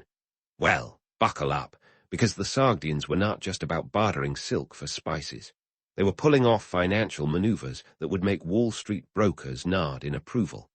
First, let's talk numbers, specifically the numbers that flowed through Sogdian banking systems. Yes, you heard it right, banking. While it may seem like the Sogdians were too busy playing Marco Polo to bother with financial innovation, the reality is that they were pioneers in the money-moving game. They developed credit instruments that allowed merchants to travel without lugging around sacks of heavy coins. Imagine having to pay for your morning coffee with bricks of copper. Not ideal, right? The Sogdians took the concept of the IOU and turned it into an art form. They issued promissory notes, a nifty little innovation that meant you could settle debts without ever laying eyes on the actual currency. This system was a precursor to modern banking, a sort of ancient Venmo, where trust was the currency of choice. And trust me, in a world where banditry was more common than a Starbucks on every corner, that was nothing short of revolutionary. Sogdian trade networks were as intricate as a Game of Thrones plotline, and just as full of intrigue. Samarkand and Bukhara were more than just cities. They were the beating heart of a vast web that stretched from the Chinese Han Dynasty to the Byzantine Empire. The Sogdians didn't just rely on the Silk Road, they were the Silk Road. Their caravans moved goods with the efficiency of an Amazon warehouse, and their traders knew every nook and cranny of the vast desert landscape. Their marketing strategies were something to behold. You think influencer marketing is a modern concept? The Sogdians were doing it millennia ago, minus the selfies. They had a way of promoting their goods that was as slick as a snake oil salesman with a silver tongue. For instance, they didn't just sell silk, they sold the story behind it. Owning a piece of silk wasn't just about the fabric. It was about possessing an exotic treasure from the mysterious East. They made luxury a lifestyle, and people bought into it hook, line, and sinker. The Sogdians were also adept at rebranding and repackaging. They took products from one end of the Silk Road, dressed them up in a new cultural outfit, and sold them at a premium on the other side. A Persian carpet wasn't just a floor covering. It was a piece of Persian artistry, imbued with the mystique of the Orient. They were the original masters of spin, making every transaction an experience worth bragging about back home. Now, let's not sugarcoat it. The Sogdian economic powerhouse didn't run on charm alone. It was a system greased by alliances, trade deals, and occasionally good old-fashioned bribery. They knew how to grease the palms of local officials to ensure safe passage for their caravans. Diplomacy, after all, sometimes required the subtle art of the payoff, especially when the alternative involved swords and shields. Culturally, the Sogdians were like a sponge, soaking up influences from every corner of the world. They were the ultimate cultural brokers, spreading not just goods, but ideas, religion, and art. They played a crucial role in the spread of Buddhism along the Silk Road, acting as cultural conduits who transported more than just physical goods. In many ways, they were the ancient world's version of TED talks, spreading knowledge and ideologies far and wide. Yet, for all their influence, the Sogdians were not immune to the harsh realities of their time. Their success depended on a delicate balancing act, navigating the political and economic currents of powerful empires that could turn hostile at a moment's notice. They were like tightrope walkers in a high-stakes circus, always one misstep away from disaster. Sogdian Empire's expansion was as much about savvy negotiation as it was about sheer survival. In the end, the Sogdians were the quintessential ancient influencers. Long before Instagram was a twinkle in Silicon Valley's eye. Their legacy is a testament to the power of trade, innovation, and cultural exchange. They showed that even in a world dominated by emperors and armies, the real power often lay in the hands of those who could move ideas as easily as they moved silk. But before we wrap it all up in a neat little bow, remember, the Sogdian story is far from over. So, stay tuned as we continue to unravel their influence and the lasting impact of their economic prowess. As we continue unraveling the Sogdian story, let's dive into how they navigated the political minefield of their time. Picture the Sogdians as the ultimate diplomatic trapeze artists, swinging between the Persian and Chinese empires with the grace of a cat landing on its feet. Their secret weapon, a knack for playing both sides, a skill as rare as finding a unicorn in the desert of political intrigue. First, let's set the stage. Sogdiana was sandwiched between two colossal empires like the filling in a geopolitical sandwich. To the west, the Persian Empire, a sprawling collection of satrapies ruled by the Achaemenid and later the Sassanid dynasties. To the east, the Chinese Han dynasty, a bureaucratic powerhouse that made the IRS look like a lemonade stand. Both empires coveted control over the Silk Road, the ancient world's most lucrative trade route, and the Sogdians were smack dab in the middle of this ancient tug-of-war. Now, imagine trying to keep two powerful neighbors happy without getting squashed in the process. It's like juggling chainsaws while riding a unicycle on a tightrope. The Sogdians were masters of this precarious balancing act, using diplomacy the way a master chef uses spices, just enough to keep things flavorful without setting off a fire alarm. Take their relationship with the Persians, for instance. The Sogdians were officially under Persian rule for much of their history, but they weren't exactly the bow and scrape type. Instead, they managed to carve out a semi-autonomous existence, paying tribute just enough to keep the Persian king's content while maintaining their own cultural identity. They were like that teenager who pays enough rent to keep the parents off their back, but still throws the occasional unsanctioned party. But the Sogdians weren't just passive pawns in the Persian game. They were savvy players in their own right, capitalizing on Persian ambitions to expand their trade networks. By portraying themselves as loyal subjects, they gained the protection of the Persian military, which was no small favor when bandits and rival traders were lurking around every sand dune. In return, the Persians got access to Sogdian trade routes, a win-win that only a diplomat could love. Meanwhile, on their eastern flank, the Sogdians were cozying up to the Chinese. They were instrumental in facilitating trade between the Chinese and the rest of the world, acting as the Silk Road's version of a customer service hotline. Have a problem with your silk shipment? Call the Sogdians. Their polyglot abilities were legendary, allowing them to communicate with traders from across Asia, which made them indispensable to the Chinese. In the grand chessboard of ancient geopolitics, the Sogdians were the knights, moving in unexpected ways and keeping everyone guessing. And let's not forget espionage, because what's a game of political chess without a little spycraft? The Sogdians were adept at gathering intelligence, using their merchant networks as a source of valuable information. They could relay the latest gossip from the Chinese court to Persian satraps faster than a carrier pigeon on caffeine. This ability to trade in secrets, as well as silks, gave them an edge in negotiations, allowing them to influence decisions without ever wielding a sword. Their espionage tactics were so sophisticated that they could teach a masterclass to today's intelligence agencies. They had networks that spanned continents, passing information through a system of trusted contacts and coded messages. Forget James Bond. The Sogdians were the original spies, and they didn't even need fancy gadgets, just a keen mind and a knack for intrigue. But let's not get too carried away with the romance of it all. The Sogdian success was as much about necessity as it was about skill. When you're wedged between two empires with more soldiers than you have citizens, you learn to play the game or get played. Their diplomacy wasn't just a charming art. It was a survival skill honed over centuries of navigating a world where empires rose and fell like the tide.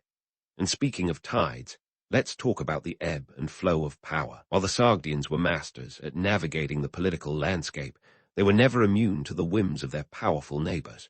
When the Persians or Chinese decided to flex their muscles, the Sogdians had to adapt quickly or face the consequences. It was a constant game of adaptation, like trying to surf a wave without a board. For instance, when the Western Turks rose to power in the 6th century, the Sogdians saw an opportunity to shift alliances. They cozied up to the Turks, leveraging their connections to maintain influence over the Silk Road. This was classic Sogdian strategy. Always keep your options open and never put all your eggs in one imperial basket. However, this adaptability wasn't without its risks. The Sogdians often found themselves caught in the crossfire of larger conflicts, forced to choose sides in battles that could reshape the region. Their survival depended on their ability to read the political winds and adjust their sails accordingly. It was a high-stakes game of poker where the wrong move could cost them everything. Yet, for all their cunning and strategic prowess, the Sogdians were not invincible. Their reliance on diplomacy and trade meant they were vulnerable to disruptions in the regional balance of power. When empires crumbled or new powers emerged, the Sogdians had to scramble to re-establish their place in the pecking order.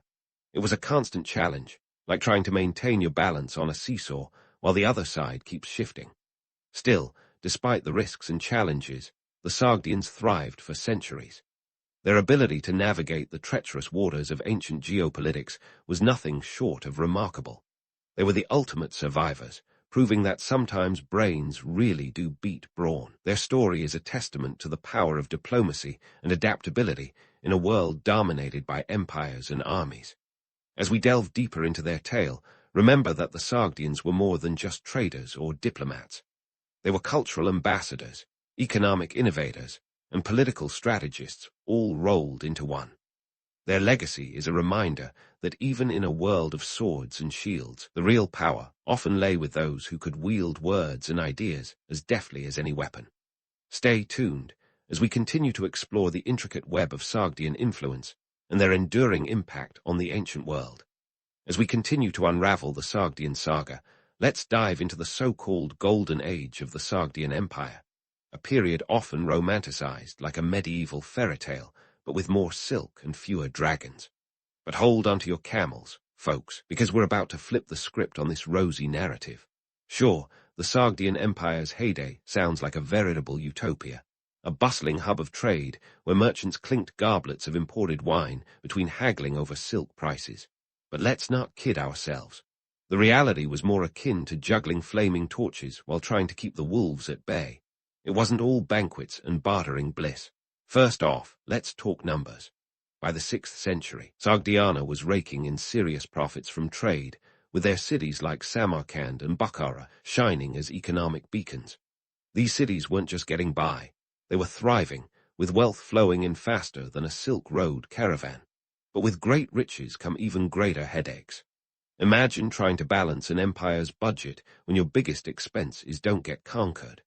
Despite their wealth, the Sogdians were constantly under economic pressure. Maintaining those lucrative trade routes was as delicate as a house of cards in a windstorm. They had to pay off local warlords, bribe officials, and sometimes even fund their own defenses against nomadic invaders who fancied a slice of that Sogdian pie. And let's not forget the ever-present threat of disease. Like a medieval version of Murphy's Law, if something could go wrong, it often did. Speaking of invasions, the Sogdians had their hands full dealing with a revolving door of conquerors. The Hephthalite Huns, Gurktuks, and later the Islamic Caliphates all took turns at the Sogdian buffet. Each invasion was like an unscheduled audit, stressful, costly, and often leaving the Sogdian treasury emptier than a monk's wine cellar. Cultural assimilation posed another challenge. The Sogdians were masters of cultural exchange, but that sword cuts both ways. As they absorbed influences from their neighbors, they also faced the risk of losing their own identity. Imagine trying to remain distinct when every new empire that rolls in has its own set of customs, languages, and legal systems. Talk about identity crisis. Internally, things weren't exactly smooth sailing either. The Sogdian society, while innovative, was not immune to internal strife. Clans and city-states often vied for power, turning political maneuvering into a local pastime. It was like a soap opera with more veils and fewer commercial breaks.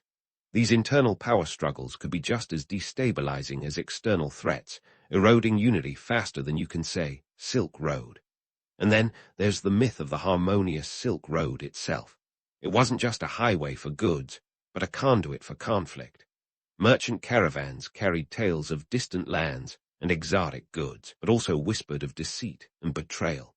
Banditry was as common as camel caravans, and merchants often traveled with armed guards, ready to defend their wares with a sword. The Sogdians may have been diplomatic dynamos, but they also needed to be constantly on their guard, lest their trade partners become trade pirates. Economically, the Sogdians had to be craftier than a fox in a henhouse. The empire's prosperity relied heavily on maintaining trade networks, but they also needed to ensure these routes remained secure and profitable. This meant strategic alliances, and sometimes, yes, a bit of crafty subterfuge. They were always playing the angles, ensuring that if one door closed, another would open, preferably with a stack of gold bars behind it. Despite these challenges, the romanticized image of the Sogdian Golden Age persists, like a sepia-toned postcard from a bygone era. But let's not forget the grit behind the glamour. The Sogdians were not just merchants, but survivors, navigating a world as treacherous as it was lucrative. They were the original hustlers, proving that the road to riches was often paved with more than just silk and spices. So, while it's easy to get swept up in the allure of the Sogdian success story, remember, their golden age was as much about grit as it was about gold. Their legacy is a testament to their resilience and adaptability. They were not just part of history, they were shaping it, one trade deal at a time. And as we delve deeper into their story, we'll continue to explore the challenges and triumphs that defined their era. Stay tuned, fellow history buffs, because the Sogdian tale is far from over. So, as the curtains draw on the so-called golden age of the Sogdian Empire, it's time to address the elephant, or should I say camel, in the room, their decline. Like a blockbuster movie franchise that just couldn't sustain the hype, the Sogdian Empire eventually faced the harsh realities of geopolitical shifts and cultural assimilation. Let's break it down, shall we? First things first, the Sogdians were never an empire in the traditional sense. No grand armies, no divine monarchs, nothing that screamed, "Bow before me," from a gilded throne. Their power lay in their trade networks and diplomatic finesse. But what happens when those networks start to unravel? Well, it's like pulling the wrong thread on a sweater. Spoiler, it doesn't end well. Enter the Islamic Caliphates. By the 8th century, the Arab conquests were in full swing, and the Sogdian cities found themselves caught in the crosshairs. The Umayyad Caliphate, with its eyes set on expanding its territory faster than a teenager's social media following, swept across Central Asia. The Sogdians, with their polytheistic traditions and mercantile lifestyle, were suddenly up against a monotheistic juggernaut with a penchant for unification under the banner of Islam. Imagine this. Sogdiana's vibrant cities, once bustling with trade and cultural exchange, now faced a cultural transformation that was as rapid as it was profound. The Arab armies weren't just bringing swords, they were carrying new religious and administrative systems. The Sogdians, who once danced diplomatically between empires, were now being asked to embrace a new faith, and with it, a new identity. But let's not paint them as passive victims. The Sogdians were nothing if not adaptable. Many converted to Islam, whether out of genuine belief or strategic necessity. After all, when in Rome, or rather, when in a newly established Islamic state, do as the Romans do. This conversion was a double-edged sword. It allowed them to retain some level of participation in the new order, but it also diluted their unique cultural identity faster than you can say assimilation. By the time the Abbasid Caliphate rolled around, the Sogdian cities had largely integrated into the Islamic world. They became vital nodes in the Caliphate's trade networks, which, in a twist of historical irony, were similar to the ones the Sogdians had once dominated. The Sogdians morphed into something akin to corporate executives who'd been absorbed by a multinational conglomerate. They were still influential, but their distinct role as cultural middlemen had faded. And here's where the myth-busting gets interesting. While the romantic image of the Sogdians as indomitable traders persisted, the reality was that they had become economic cogs in a much larger machine. Their famed independence and adaptability couldn't shield them from the tides of history, tides that were often as unpredictable as a reality TV show plot twist. The decline of the Sogdian influence wasn't just about military conquests or religious shifts. It was also about economic competition. As the Silk Road evolved, new trade routes emerged, bypassing the traditional Sogdian strongholds. Maritime trade routes, in particular, began to outshine their overland counterparts. Picture this, a Silk Road with more water than sand, as merchants opted for the speed and relative safety of sea travel. The Sogdians, who had thrived on land-based commerce, found themselves sidelined, like a once popular band struggling to adapt to a new musical era. But let's not write off the Sogdians just yet. Their legacy, like a fine wine, has aged remarkably well. They might have been absorbed into larger empires, but their influence lingered. In the realm of trade, their innovations in credit and finance laid the groundwork for future economic systems. Their role in spreading Buddhism and other cultural elements across Asia had a lasting impact, long after their cities had ceased to be the powerhouses they once were. In fact, the very concept of the Silk Road owes much to the Sogdians. They were the ultimate connectors, bridging east and west long before globalization became a buzzword. It's a testament to their enduring legacy that centuries later, we still talk about the Silk Road as a symbol of cultural and economic exchange. The Sogdians might have faded from the political stage, but they left behind a blueprint for how to navigate a complex, interconnected world. So, why does the story of the Sogdian Empire still resonate today? It's because they were the original middlemen who proved that influence isn't always about having the biggest army or the most land. Sometimes, it's about being the linchpin in a network of ideas, goods, and cultures. They showed us that even in a world dominated by emperors and conquerors, the real power often lay with those who could connect dots across continents. Their tale is one of adaptability and resilience, a reminder that history is as much about the quiet power of trade and diplomacy as it is about the clash of swords. And as we close the book on the Sogdian Empire, let's remember their story as a testament to the enduring power of cultural exchange and economic innovation. They may have been absorbed into larger empires, but their legacy continues to shape the way we understand the world today. So here's to the Sogdians, the indefatigable middlemen who, against all odds, changed the course of history one trade deal at a time. Ever heard of the Hittites? No, they're not the latest indie band or a new energy drink. They're one of history's lesser-known but utterly fascinating civilizations. Imagine them as the ultimate middle kids of the ancient world, always there, often overlooked, but undeniably influential. Nestled in what we now call Turkey, the Hittite Empire reached its prime around 1600 to 1178 BCE. That's a solid run of about 400 years, during which they played the geopolitical equivalent of chess with the big shots like Egypt and Assyria. Picture them as that savvy player who knows when to hold, fold, and occasionally flip the board. The Hittites were polytheistic to the core, a trait they shared with many of their ancient contemporaries. They worshipped a pantheon that could give the Marvel cinematic universe a run for its money. It was a full house, guards for every occasion and weather pattern. There was the storm god Teshub, kind of like the Thor of Anatolia, wielding thunder and commanding respect. Then you had Arena, the sun goddess, because what's a divine lineup without a little solar power? Their religious assembly was less about a strict hierarchy and more of a divine free-for-all, where new deities could pop up like surprise guest stars. Now, if you're thinking that this divine roster sounds a bit chaotic, you'd be spot on. The Hittite approach to religion was like a toddler in a toy store. Everything looked good, so why not have it all? The pantheon was constantly expanding, a direct result of their tendency to borrow gods from neighboring cultures. This wasn't just cultural exchange, it was cultural parkayman. Gotta catch 'em all right. They absorbed gods from the Hurrians, the Mesopotamians, and even the Egyptians. It's as if they were the ancient world's eclectic DJ, remixing divine tunes to suit their spiritual playlist. But why all this godly borrowing, you ask?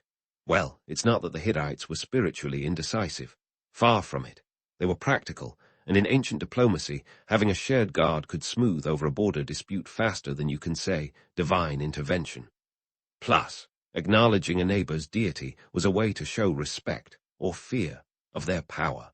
Consider it ancient peer pressure with a divine twist. The Hittites were not just spiritual magpies, they were also shrewd political operators. Their empire was strategically located, acting as a crossroads between the east and west.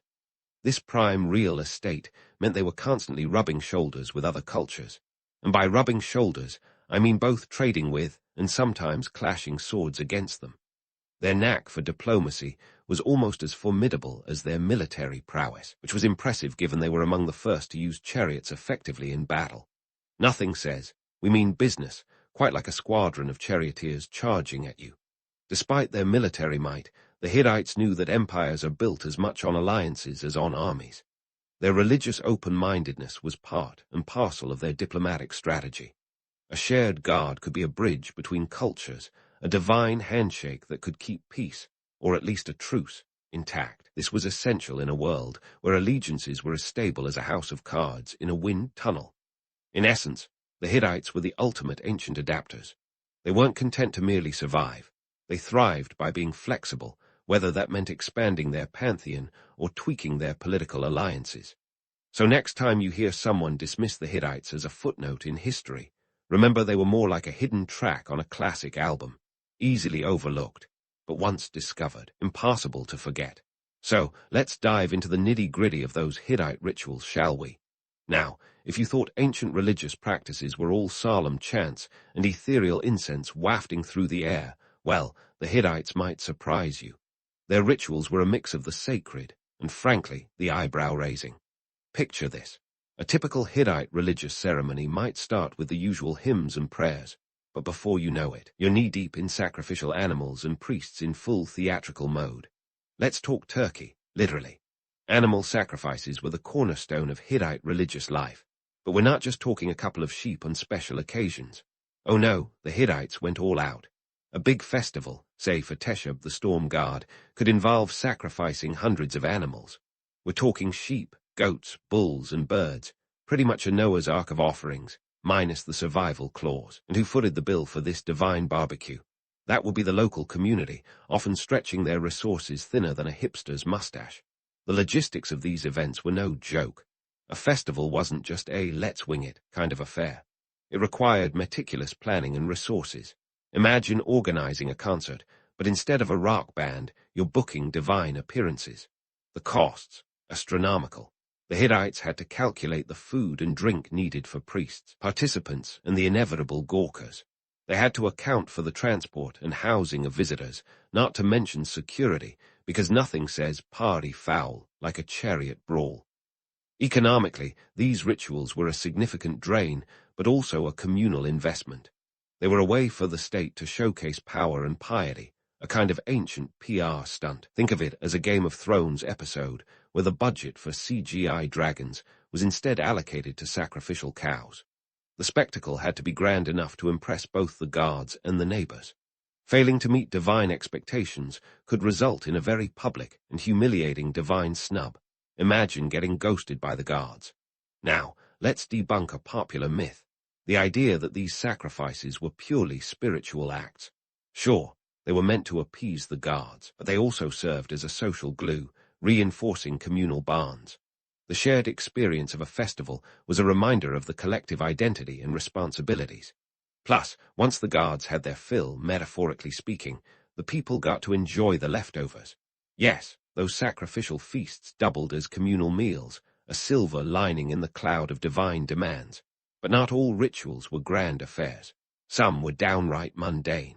Take, for instance, the practice of divination. It was as common as checking your horoscope, though far more elaborate. The Hittites preferred to read the entrails of sacrificed animals, a practice known as haruspicy. They believed these squiggly bits could reveal divine messages about everything from the weather to the king's health. It's like tarot reading, but with significantly more guts involved, literally and figuratively. While the Hittites were busy with their divine communications, they were also keenly aware of the economic implications. Rituals were expensive, and someone had to foot the bill. Often, it was the temples that managed the logistics and finances, acting like ancient-day event planners.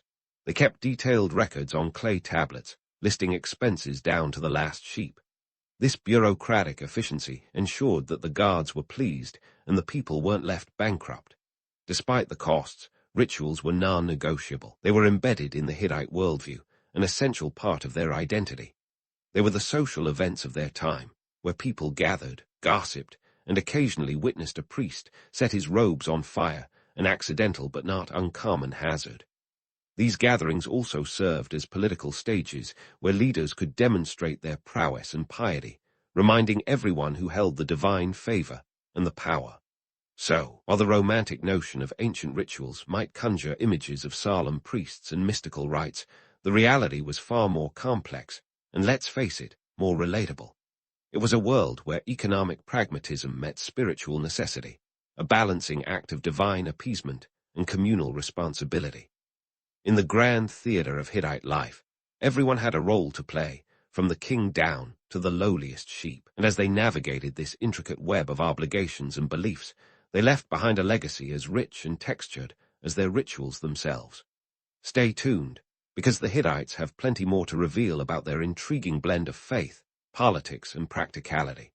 So, while the romantic notion of ancient rituals might conjure images of solemn priests and mystical rites, the reality was far more complex, and let's face it, more relatable. It was a world where economic pragmatism met spiritual necessity, a balancing act of divine appeasement and communal responsibility.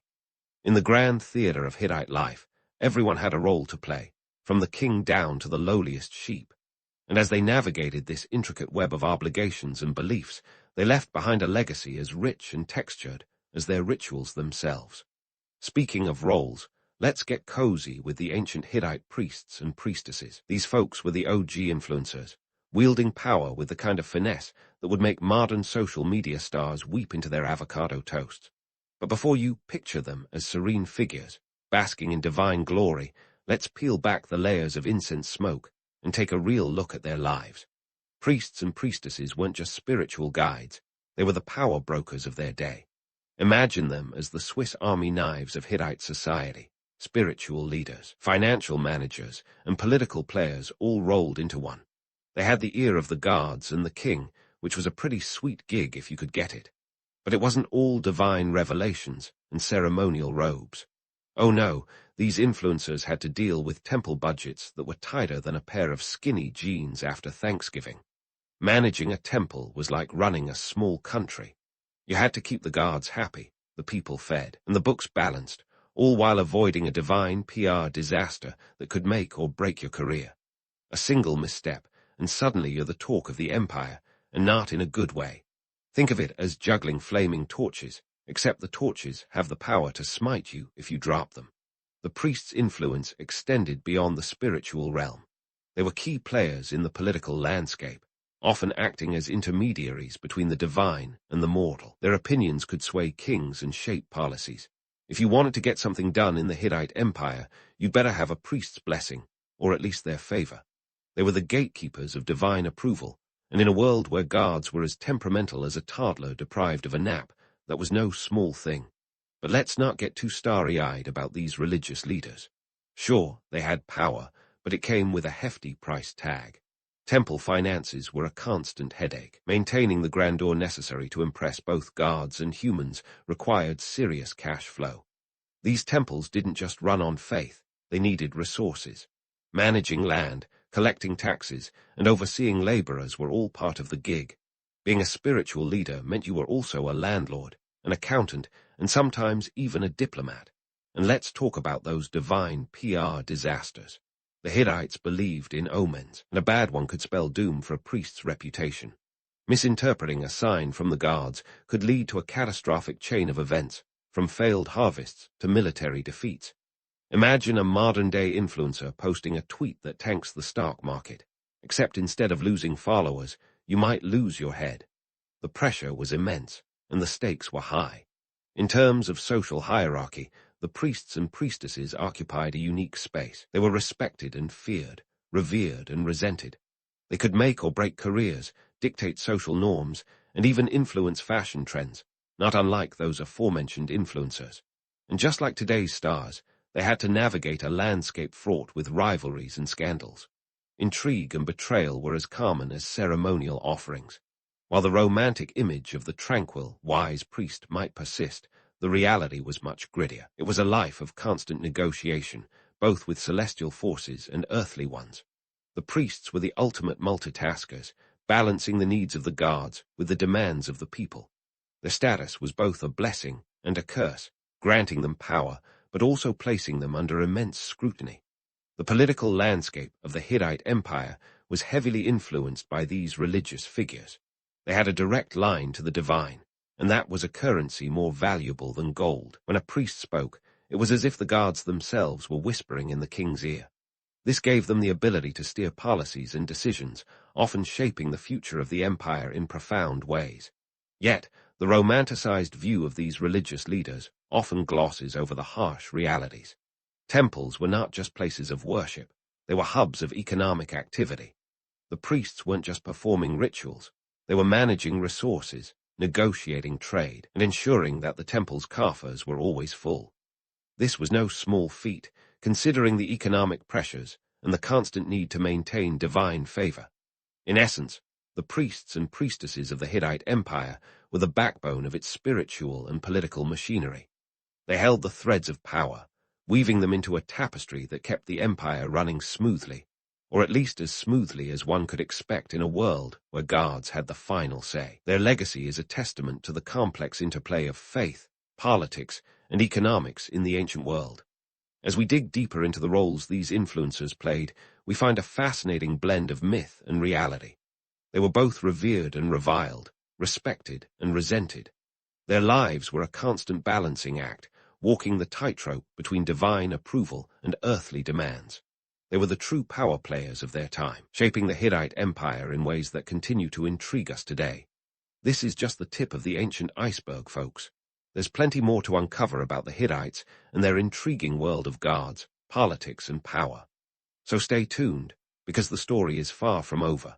We've got more myths to bust, more realities to reveal, and more of history's hidden gems to unearth.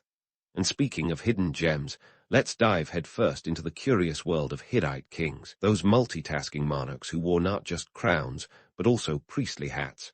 Imagine running a kingdom and managing a divine heartline. Talk about a heavy workload. Yet, for these ancient rulers, the intersection of religion and politics wasn't just a balancing act. It was a high-wire performance with no safety net. Take, for instance, King Roman II, whose reign from 1295 to 1272 BCE was as much about appeasing the gods as it was about keeping his empire from crumbling like stale bread. Muatali's claim to fame, or infamy, depending on your perspective, was the Battle of Kadesh.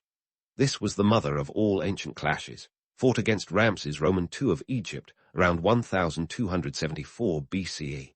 Picture hundreds of chariots, thousands of soldiers, and one very stressed king praying for divine intervention. But here's the kicker. Muatali didn't just lead his troops, he also played the role of chief religious officer.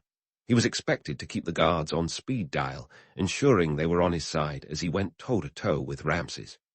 Now, the battle ended in a stalemate, and while Ramses went home to spin the story into a PR victory, Muatali was left to juggle the realities of military exhaustion and divine expectations. Balancing these roles was like trying to ride two chariots at once. Inevitably, something had to give. And it did. Muwatalli's religious zeal led him to move the Hittite capital from Hadusa to Tarhantassa, a move that was as strategic as it was spiritual. He wanted a fresh start, a place believed to be more spiritually aligned with the gods. But this decision was akin to moving the White House to a small town, bold but potentially disastrous. While it might have pleased the divine, it left the core of the empire isolated, and his successors spent years untangling the mess. Then there's King Suppiluliuma I, pronounced that 5 times fast, who reigned from 1344 to 1322 BCE. This guy was the poster child for political ambition, expanding the Hittite Empire to its zenith. But his successes were a double-edged sword. His divine duties demanded constant attention, and neglecting them was a fast track to divine disapproval. Suppiluliuma was one of those rare kings who seemed to nail the balance, but even he couldn't escape the plagues brought back from Egypt, a grim reminder that divine favor was fickle. Now, let's talk economics, because keeping the gods happy wasn't cheap. The cost of maintaining temples, sponsoring lavish festivals, and providing for an ever-expanding pantheon was astronomical. Picture a budget that rivaled a modern-day space program, only instead of launching rockets, they were sacrificing livestock. The Hittite kings had to ensure that their coffers were as full as their altars, a juggling act that required both shrewd diplomacy and relentless taxation. Which brings us to the decline of the Hittite Empire, a slow unraveling that began around 1200 BCE. It's a story with all the drama of a Shakespearean tragedy, featuring economic woes, natural disasters, and a dash of divine neglect. As trade routes dried up and resources dwindled, the empire found itself stretched thinner than a hipster's wallet after a vinyl binge. In this chaotic milieu, the once vital religious practices began to crumble. Temples fell into disrepair, priestly roles became politicized, and the sacred rituals that had once held society together started to lose their grip. The Hittite kings, desperate to maintain power, often found themselves more concerned with earthly governance than heavenly appeasement. It was a classic case of trying to have their sacrificial lamb and eat it too. One can't help but wonder if the Hittites saw the irony in their situation. Here was a civilization that had built itself on the premise of divine favor, yet found itself undone by the very gods they worshipped. It's a tale as old as time. When push comes to shove, even the most devout can find their faith tested by the harsh realities of economics and politics. As the empire teetered on the brink, the Hittite kings faced the ultimate test of faith and governance. Some, like Tudor Roman IV, who reigned from 1237 to 1209 BCE, tried to revive the old ways, pouring resources into religious revival efforts. But it was too little, too late. The gods, once so integral to Hittite identity, seemed to have packed up and left, leaving behind a trail of unanswered prayers and empty altars. In the end, the Hittite Empire fell not with a bang, but a whimper. The once great civilization that had juggled gods and kings, chariots and sacrifices, faded into the annals of history. Yet their legacy lingers, a testament to the complex dance between faith and politics, divine aspirations and earthly limitations. As we prepare to explore the final chapter of the Hittite saga, we're left with a poignant reminder. Empires, like the gods they worship, are as fragile as they are formidable. The Hittites, those ancient middle kids, may have been overshadowed by their more famous neighbors, but their story is a rich tapestry of human endeavor, ambition, and the eternal quest for divine favor. Stay tuned, because we've still got a few more layers to peel back in this fascinating tale. The Hittites, those ancient middle kids of the world stage, may have slipped into the shadows of history, but they left behind a legacy that's more than just dusty tablets and crumbling ruins. Their religious practices, while seemingly archaic, offer a window into the quirks of human spirituality that are surprisingly timeless. So, let's take a stroll down the time-warped lane and see what the Hittites can teach us about the bizarre and beautiful dance of faith, politics, and community. First things first, the Hittites were nothing if not pragmatic. Their religious practices were like a Swiss Army knife, multifunctional and indispensable. Sure, on the surface, these rituals were all about appeasing the gods, but dig a little deeper, and you'll find they were also a masterclass in social cohesion and political strategy. The communal sacrifices, the grand festivals, the divine DJ playlist of gods from every corner of the known world. It wasn't just about divine favor. It was about keeping the wheels of society greased and the empire humming along. In a world where the next natural disaster or military threat was just around the corner, having a shared set of beliefs was like an ancient insurance policy. Now, fast forward a few millennia, and you'll notice that modern religious practices aren't all that different. Sure, we might not be sacrificing livestock in our backyards, but the essence of community gatherings, shared rituals, and even the occasional over-the-top procession remains intact. Whether it's a religious service, a festival, or a pilgrimage, these events reinforce community bonds and remind us of our collective identity, just as they did for the Hittites. Let's not romanticize the past too much, though. The Hittites' approach to religion wasn't just a spiritual affair. It was a full-blown economic enterprise. Temples functioned like ancient corporations, managing everything from land and labor to livestock and logistics. The priests, those OG influencers, had to balance divine duties with the practical need to keep the temple's coffers full. It's a tale as old as time, religion and economics, forever entangled in a complicated dance. And here's where the Hittites really get ahead of their time. They understood that religion was a potent tool for diplomacy and power. By embracing gods from neighboring cultures, they weren't just expanding their spiritual horizons. They were building bridges, or at least trying to avoid burning them. Modern political leaders could take a page from the Hittite playbook. After all, nothing says, let's be friends, quite like acknowledging each other's gods, whether they come from Olympus or the Marvel Cinematic Universe. But let's address the elephant, or perhaps the chariot, in the room, the notion of divine favor. The Hittites believed, as many still do, that the gods had a direct hand in their successes and failures. This belief was both a comfort and a curse. On one hand, it provided a sense of order in an unpredictable world. On the other, it led to some rather awkward situations when the gods seemed to be on vacation. Imagine planning a grand festival only to have it rained out because the storm god decided to take a day off. It's the ancient equivalent of your Wi-Fi going down in the middle of a Netflix binge. In the grand tapestry of human history, the Hittites remind us that faith is a powerful force, capable of uniting and dividing, uplifting and oppressing. Their rituals and beliefs were deeply woven into the fabric of daily life, a reminder that for all our technological advances, some things never change. We still seek meaning in the cosmos, still gather together to celebrate or mourn, and still look for signs of favor from forces beyond our control, whether they be gods, luck, or the whims of the stock market. So, what do we take away from the Hittites' spiritual legacy? For one, that human nature is remarkably consistent. Our ancestors, despite living in a world without smartphones or social media, grappled with the same existential questions that we do today. What is our place in the universe? How do we navigate the unpredictable tides of life? And perhaps most importantly, how do we find connection and community in a world that often feels vast and indifferent? In the end, the Hittites' religious practices are a testament to the enduring power of faith and the human desire for understanding. Their rituals, though shrouded in the mists of time, continue to resonate, echoing through the corridors of history like a divine whisper. They challenge us to look beyond the surface, to see the layers of meaning woven into the fabric of belief, and to appreciate the timeless dance of faith and reason. As we wrap up our journey through the world of the Hittites, let's take a moment to chuckle at the similarities between then and now. After all, we've all been there, caught in the tension between sacred and secular, trying to balance tradition with innovation, and occasionally finding ourselves at the mercy of forces beyond our control, be they divine or otherwise. So here's to the Hittites, those unsung middle children of history, who remind us that no matter how much the world changes, some things, like the quest for meaning, the need for community, and the occasional divine intervention, remain gloriously, hilariously the same. You're standing on the bustling streets of Pompeii, where the aroma of fresh bread wafts from the local bakery, and the chatter of merchants fills the air.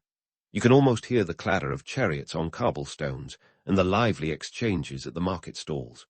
It's a scene of quintessential Roman life, where everything seems ordinary, except for the looming giant, Mount Vesuvius, casting its shadow over the city like an uninvited guest at a banquet. To the folks here, it's just a big hill, a geological wallpaper to their daily hustle, not the ticking time bomb it truly is. In the grand scheme of Roman geography, Vesuvius isn't alone. The Italian peninsula is like a geological buffet of volcanic activity. You've got Etna in Sicily, Campi Flegrei near Naples, and let's not forget the Aeolian Islands, just to spice things up. These volcanic hotspots are part of the fiery drama of the Mediterranean. But to our ancient Roman friends, these were merely scenic backdrops, not harbingers of doom. They were busy perfecting the art of living, not worrying about when the sky might fall. Now, let's talk numbers. The Roman Empire, at its glorious peak around 117 AD, sprawled across roughly 5 million square kilometers. That's about 9 million square miles for those of you who prefer imperial measurements. It was like a colossal patchwork quilt of cultures, cities, and people. And smack dab in the middle of this empire were cities like Pompeii and Herculaneum, thriving under the Mediterranean sun, blissfully close to their fiery neighbors. Pompeii alone had an estimated population of 11,000 people. Imagine that. An entire town living in the shadow of a volcano, blissfully unaware of the catastrophe that lay beneath their feet. These cities weren't backwater villages. They were vibrant hubs of commerce, culture, and innovation. Pompeii, for instance, boasted an amphitheater that could seat 20,000 spectators. That's twice its population. Talk about ambition. And yet, the citizens didn't spare much thought for the sleeping giant they cozied up to. They had more pressing concerns, like where to buy the freshest olives or which toga was in vogue this season. But here's where it gets really interesting. The Romans were not just passive bystanders in the face of nature's whims. They were masterful architects and engineers, turning their environment to their advantage. When faced with challenges, they didn't just shrug and move on. No, they rolled up their sleeves and built aqueducts, roads, and walls, turning obstacles into opportunities. They had a knack for looking at a natural disaster and thinking, challenge accepted. Roman engineering was a marvel, even by today's standards. Take their aqueducts, for instance. These masterpieces of ancient engineering brought water from distant sources into cities, sometimes spanning over 50 kilometers, that's about 31 miles, with a precision that modern engineers still admire. The Aqua Appia, the first Roman aqueduct, was constructed in 312 BC and ran for 4 kilometers, about 2 miles, supplying Rome with a steady stream of life-giving water. To the Romans, even mountains and rivers were mere inconveniences, not insurmountable obstacles. But here's the kicker. While they could manage to carry water across vast distances, the Romans didn't fully comprehend the dangers lurking beneath their feet. Volcanic eruptions, earthquakes, these were seen more as divine messages than geological events. They believed in placating the gods rather than worrying about tectonic plates and magma chambers. After all, why fret about the whims of Vulcan, the god of fire, when you could host a festival in his honor and hope he'd stay content? And so, life continued in these cities, a delicate dance between innovation and ignorance. While the Roman engineers built bridges and roads, the citizens of Pompeii and Herculaneum lived under the watchful eye of Vesuvius, unaware that their fate was sealed in its fiery depths.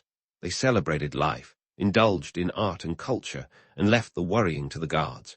It was a vibrant, bustling world, where nature's fury was an abstract concept, not an imminent threat. In this world of contradictions, where ignorance was bliss and engineering was king, the stage was set for one of history's most dramatic and tragic events. The Romans' legacy was one of innovation, yet their downfall lay in the very earth they conquered. They lived in the shadow of disaster, their triumphs etched in stone and their fates written in ash. As you walk these ancient streets, remember, for all their brilliance, the Romans were human after all, caught between the marvels of their own making and the unpredictable power of nature. As you stand amidst the remnants of Roman brilliance, you might find yourself pondering the irony. These folks could build aqueducts that defied gravity, but didn't bat an eyelash at the smoking mountain in their backyard. It's like owning a fire-breathing dragon as a pet and thinking it's just a slightly warm kitten. But let's not get ahead of ourselves. We're on the brink of something cataclysmic, and our ancient Roman friends are about to get a crash course, pun fully intended, in volcanic activity. It's late August 79 AD, and life in Pompeii is still as normal as a toga party on a Tuesday afternoon. People are going about their business, blissfully ignorant of the geological upheaval about to unfold. Meanwhile, Mount Vesuvius is doing its best impression of a sleeping giant, biding its time before it decides to go full Godzilla on the neighborhood. At around noon on August 24th, the mountain finally lets loose, and it's not just a mild case of indigestion. It's a full-blown eruption with enough force to launch a 10-mile-high column of ash and pumice into the sky. That's like stacking over 50 Empire State Buildings on top of each other. Not exactly subtle. The immediate impact on Pompeii and Herculaneum is nothing short of apocalyptic. Picture a massive cloud of volcanic debris descending like a malevolent blanket, blotting out the sun and turning day into night. For the residents, it's like stepping into a horror movie, only this one doesn't have a script or a director yelling, "Cut." Ash begins to rain down, falling at a rate of 15 centimeters per hour, and it doesn't take long for rooftops to start collapsing under the weight. It's raining pumice, and not the spa kind that exfoliates your feet. No, this is the kind that spells doom for anyone caught unawares. Now, let's tackle some of those persistent myths. You might have heard that the eruption caught everyone by surprise, as if Vesuvius exploded out of nowhere like an ancient jack-in-the-box. But here's the thing.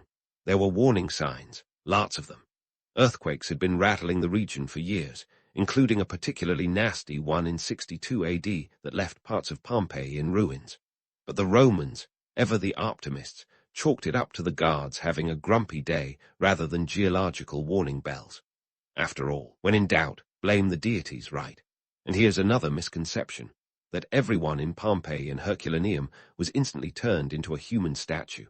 In reality, the survival rate was largely a roll of the dice, heavily influenced by social standing.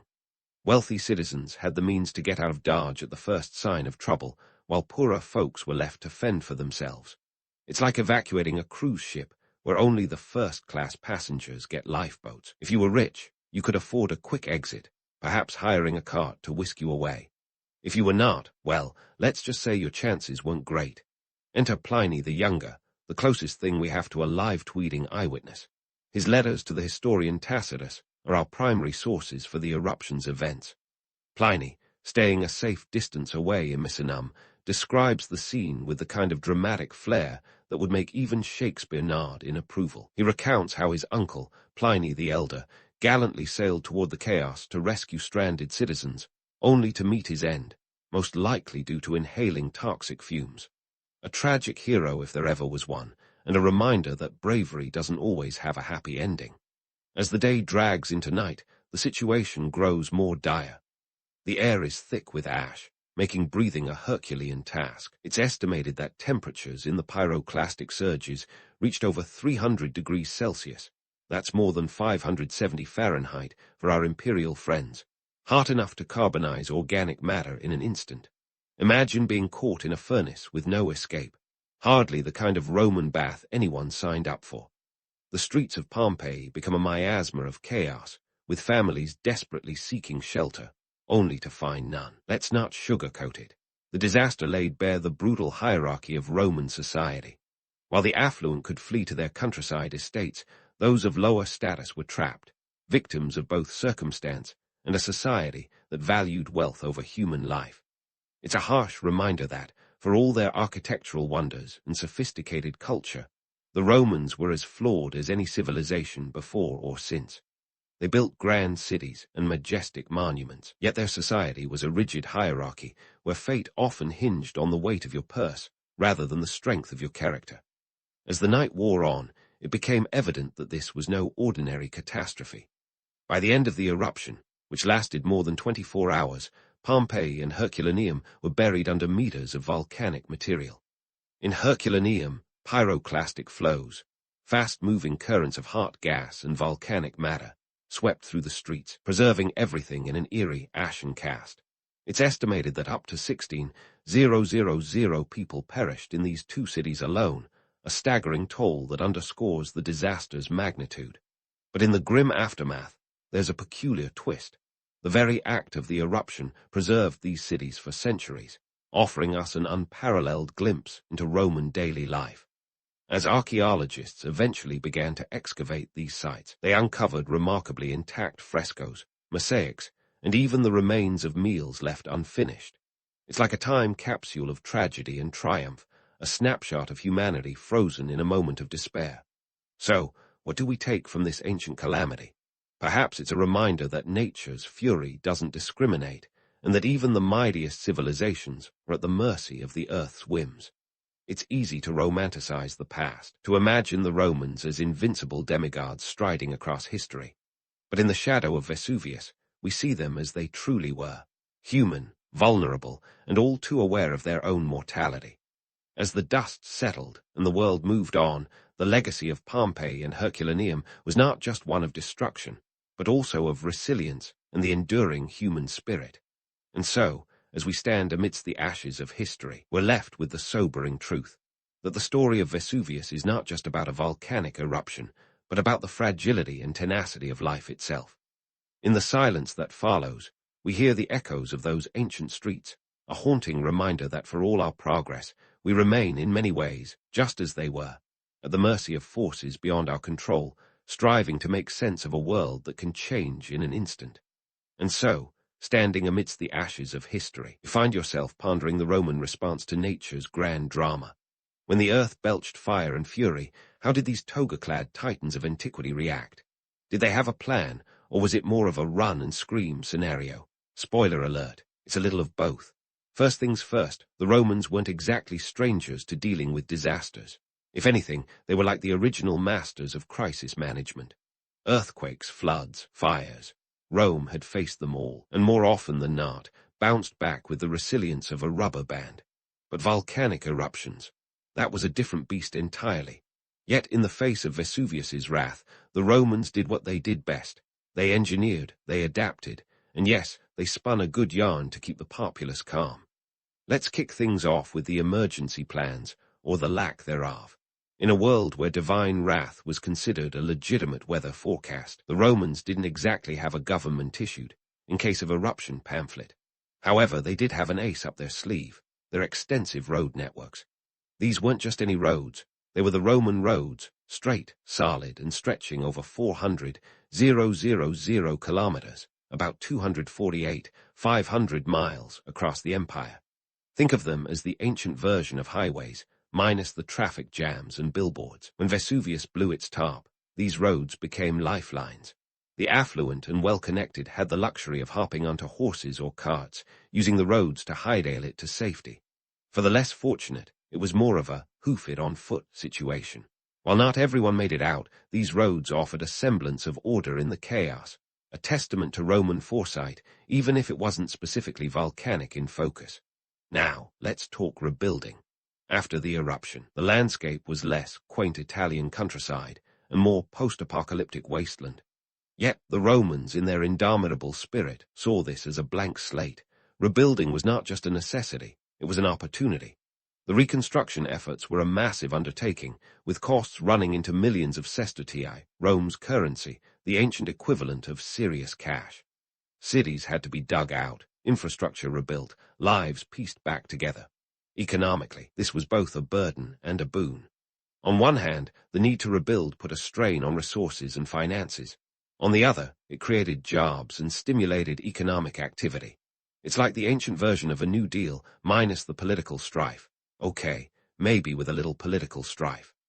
The Roman government, ever keen to keep the population content and the taxes flowing, invested in public works projects, from roads to aqueducts to temples, because nothing says, "We've got this under control," like a shiny new temple to Jupiter.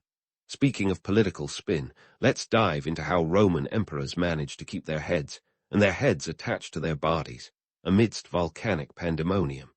You see, back in the day, emperors were expected to have a touch of the divine about them. Disasters could be seen as a bit of a divine thumbs down, not exactly the Yelp review you'd want.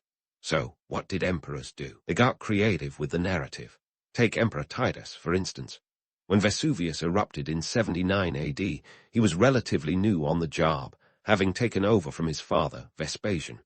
The last thing he needed was for people to think the gods were ticked off with him. So, he did what any savvy ruler would do. He played the hero. Titus personally oversaw relief efforts, opening the imperial coffers to aid the victims, and even selling his own possessions to fund the rebuilding. Whether this was purely altruistic or a PR masterstroke, History doesn't say. But it worked. Titus was hailed as a benevolent ruler, and his reputation came out of the whole ordeal squeaky clean. This approach wasn't unique to Titus. Throughout Roman history, emperors wielded natural disasters as opportunities to flex their leadership muscles. They would host games, dole out grain, or launch grand construction projects, all while reassuring the populace that the gods were firmly on their side. It was like a high-stakes game of political chess, where the key was to keep the public's faith intact while quietly sweeping the ash under the rug. But let's not sugarcoat it. Not everyone bought into the emperor's narrative. Skepticism brewed beneath the surface, especially among those who had lost everything. For many, the disaster highlighted the stark realities of Roman society, where wealth equated to survival, and the gods' favor was as fickle as Roman weather. And yet, the resilience of the people was undeniable. They rebuilt their cities, their lives, and their belief in Rome's eternal greatness, ashes to ashes, dust to dust, and back again. In the grand tapestry of Roman history, the response to Vesuvius was a microcosm of their broader approach to disaster. Practical, opportunistic, and eternally optimistic. They may not have had seismologists or emergency broadcasts, but they had roads, a robust economy, and a knack for turning calamity into a comeback story. The Romans, in their hubris and brilliance, were nothing if not human, caught between the gods they worshipped and the earth they trod upon, always striving to turn the tides of fate in their favor. So, as the dust settled and the world moved on, the Romans left us with a legacy not just of engineering marvels and epic narratives, but of human resilience in the face of nature's indifference. And as we continue our journey through history, one thing is clear. The Roman response to Vesuvius wasn't just about survival. It was about turning tragedy into triumph, one stone at a time. As the Romans began to rebuild their lives and cities from the ashes, they stumbled upon an unexpected silver lining in the volcanic chaos, the ground itself. Now, you might think that volcanic eruptions are all doom, gloom, and the occasional pyroclastic flow, but hold up, nature's fury left behind a parting gift. The volcanic soil, rich in minerals like potassium and phosphorus, turned out to be a boon for agriculture. Yes, dear listener, while Vesuvius played the part of the ultimate party crasher, it also bequeathed the Romans a sort of agricultural golden ticket. Let's get into the nitty-gritty. The volcanic soil around Vesuvius, once the dust had settled, quite literally became incredibly fertile. This wasn't just any dirt. This was primo, high-octane earth, capable of producing bumper crops. Talk about turning lemons into lemonade, or in this case, turning disastrous eruptions into vineyards and olive groves. The Romans, ever the opportunists, capitalized on this fertile aftermath with gusto. They planted vineyards and orchards, transforming fields of destruction into fields of plenty. The region around Naples, including the area once occupied by Pompeii, became renowned for its wine and produce. It's said that the wine from this region was so fine that it was served in Rome itself, gracing the tables of emperors and senators alike.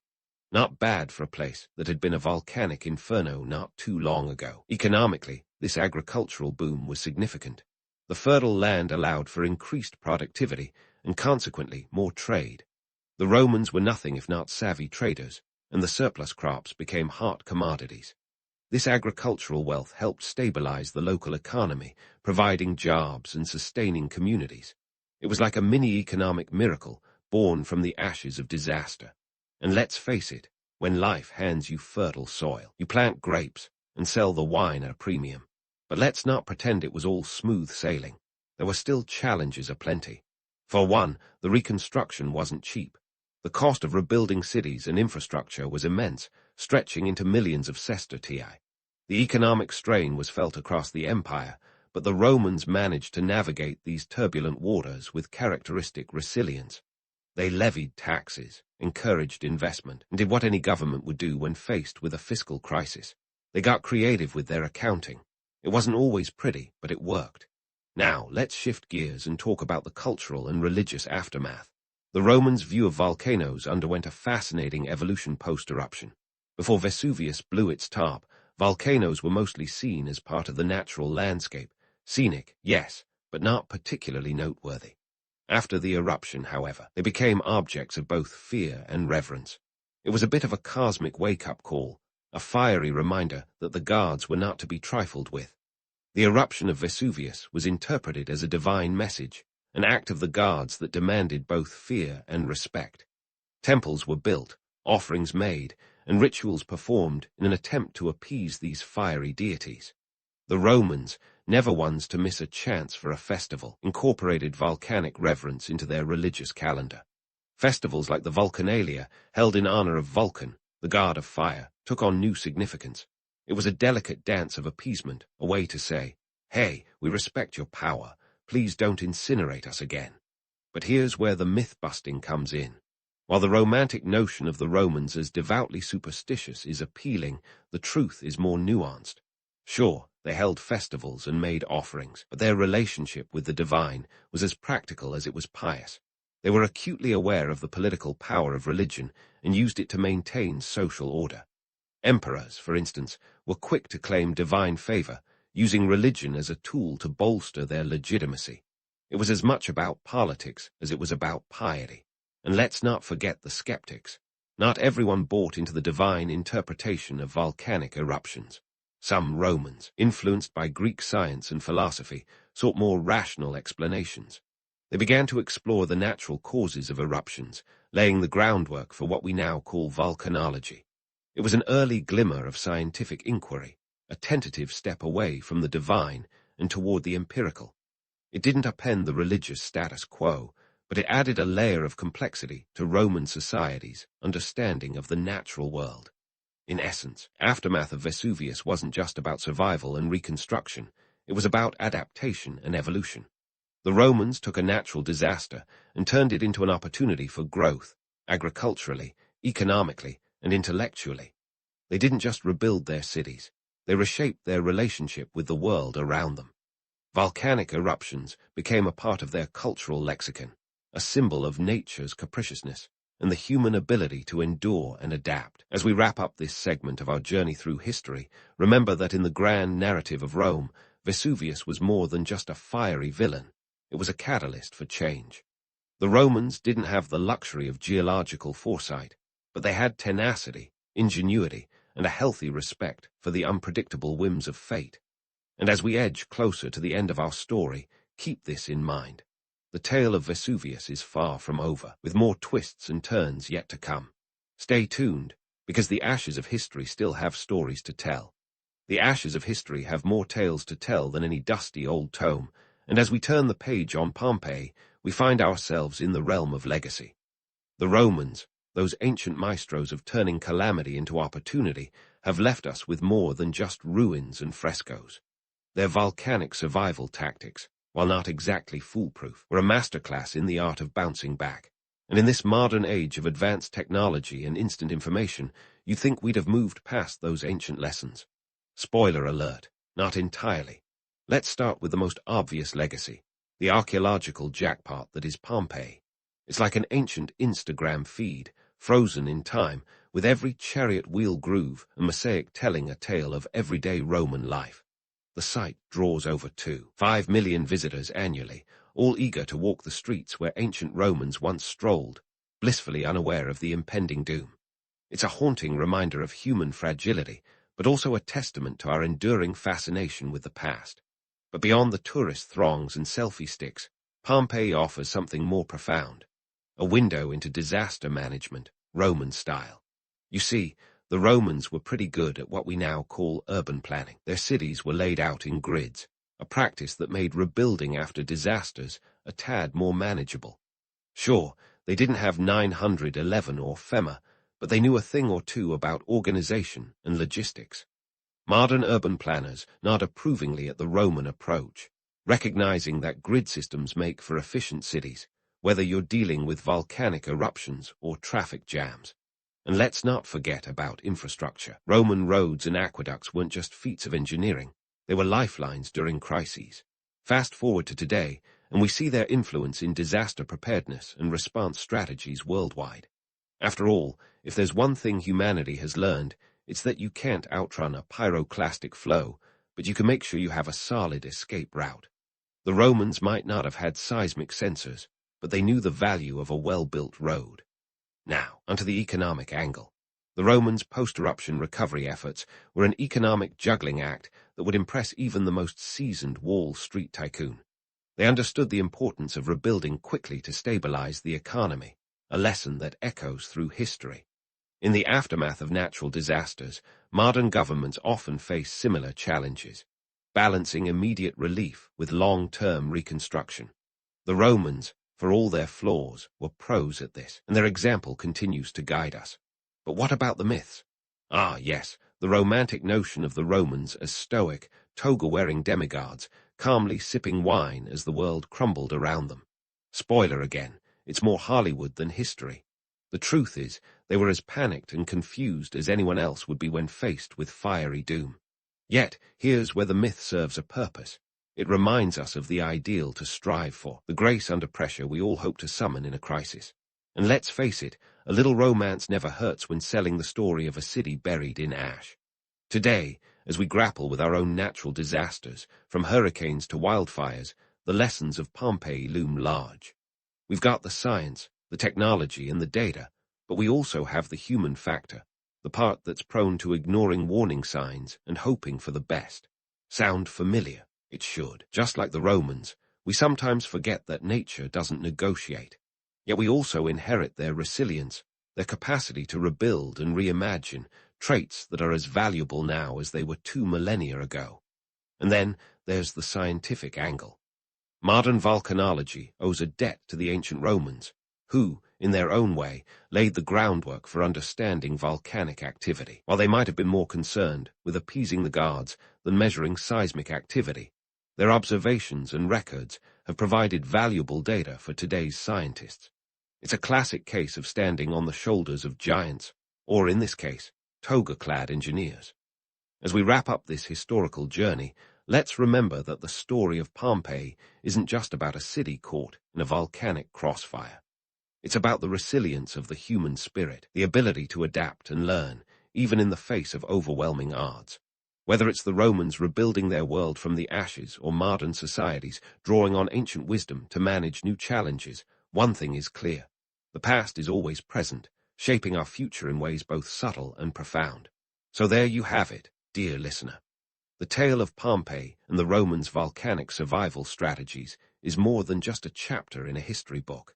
It's a living legacy, a reminder that while the earth may rage and the sky may fall, we can always find a way to rise from the ashes. Perhaps that's the most enduring lesson of all, that in the grand dance of history, resilience is as timeless as the stones beneath our feet. In the midst of the Belle Epoque, Paris was living its best life. The city was humming with the kind of energy that crackled through the cobblestone streets and glowed from the gas lamps. Think of it as the original city of light, but with a side of colonial ambition. It was 1905, and the World's Fair was the main event, drawing crowds like a modern-day music festival. If you wanted to see the world in a day, this was your ticket. Now, while the Eiffel Tower was still the tallest structure in the world, and French Impressionists were painting their way into art history, there was something a little more unsettling going on that doesn't get the same airtime in the history books: human zoos. Yes, you heard that right. In the age of innovation and elegance, the French had a rather questionable party trick up their sleeves. These were not your average exhibitions of exotic plants and gadgets. These were live displays of people, real, breathing humans, imported from the colonies for the amusement of European onlookers. To understand how we got here, let's zoom out for a moment.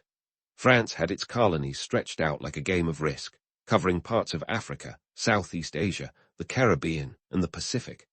By 1905, they were playing colonial monopoly with properties in Algeria, Indochina, Madagascar, and beyond. With over 10 million square kilometers under their thumb, France wasn't just flexing its muscles. It was doing a full-on bodybuilding competition. The World's Fair, or Exposition Universelle if you want to sound fancy, was a chance for France to show off its colonial bling. It was like the Met Gala, but instead of celebrities, you had exhibits of the empire's latest acquisitions. Yet, unlike today's ethical museum displays, the colonial exhibition wasn't just about showcasing exotic artifacts. Oh no, it was about showcasing the people themselves in mark villages for the public to gawk at. It was like visiting a theme park with the moral compass of a villain in a Disney movie. Now, why on earth would anyone think this was a good idea? Well, it turns out the root of the problem was both economic and social. The French public was absolutely fascinated by the idea of the exotic other. It was the ultimate curiosity cabinet, a chance to see the wild and primitive lifestyles without leaving the comfort of the Champs-Élysées. Newspapers and postcards hyped up the experience, glossing over the ethical dilemmas like a bad infomercial. Step right up to see the wonders of the world, no passport required. And then, of course, there was money. Always follow the francs. The fair generated insane amounts of revenue, partly because these human zoos were a huge crowd puller. With over 50 million visitors attending the 1900 Paris exposition, it was essentially a cash cow with a side of colonial exploitation. The colonial pavilions were an economic juggernaut, bringing in tourists who spent on souvenirs, snacks, and anything else they could get their hands on.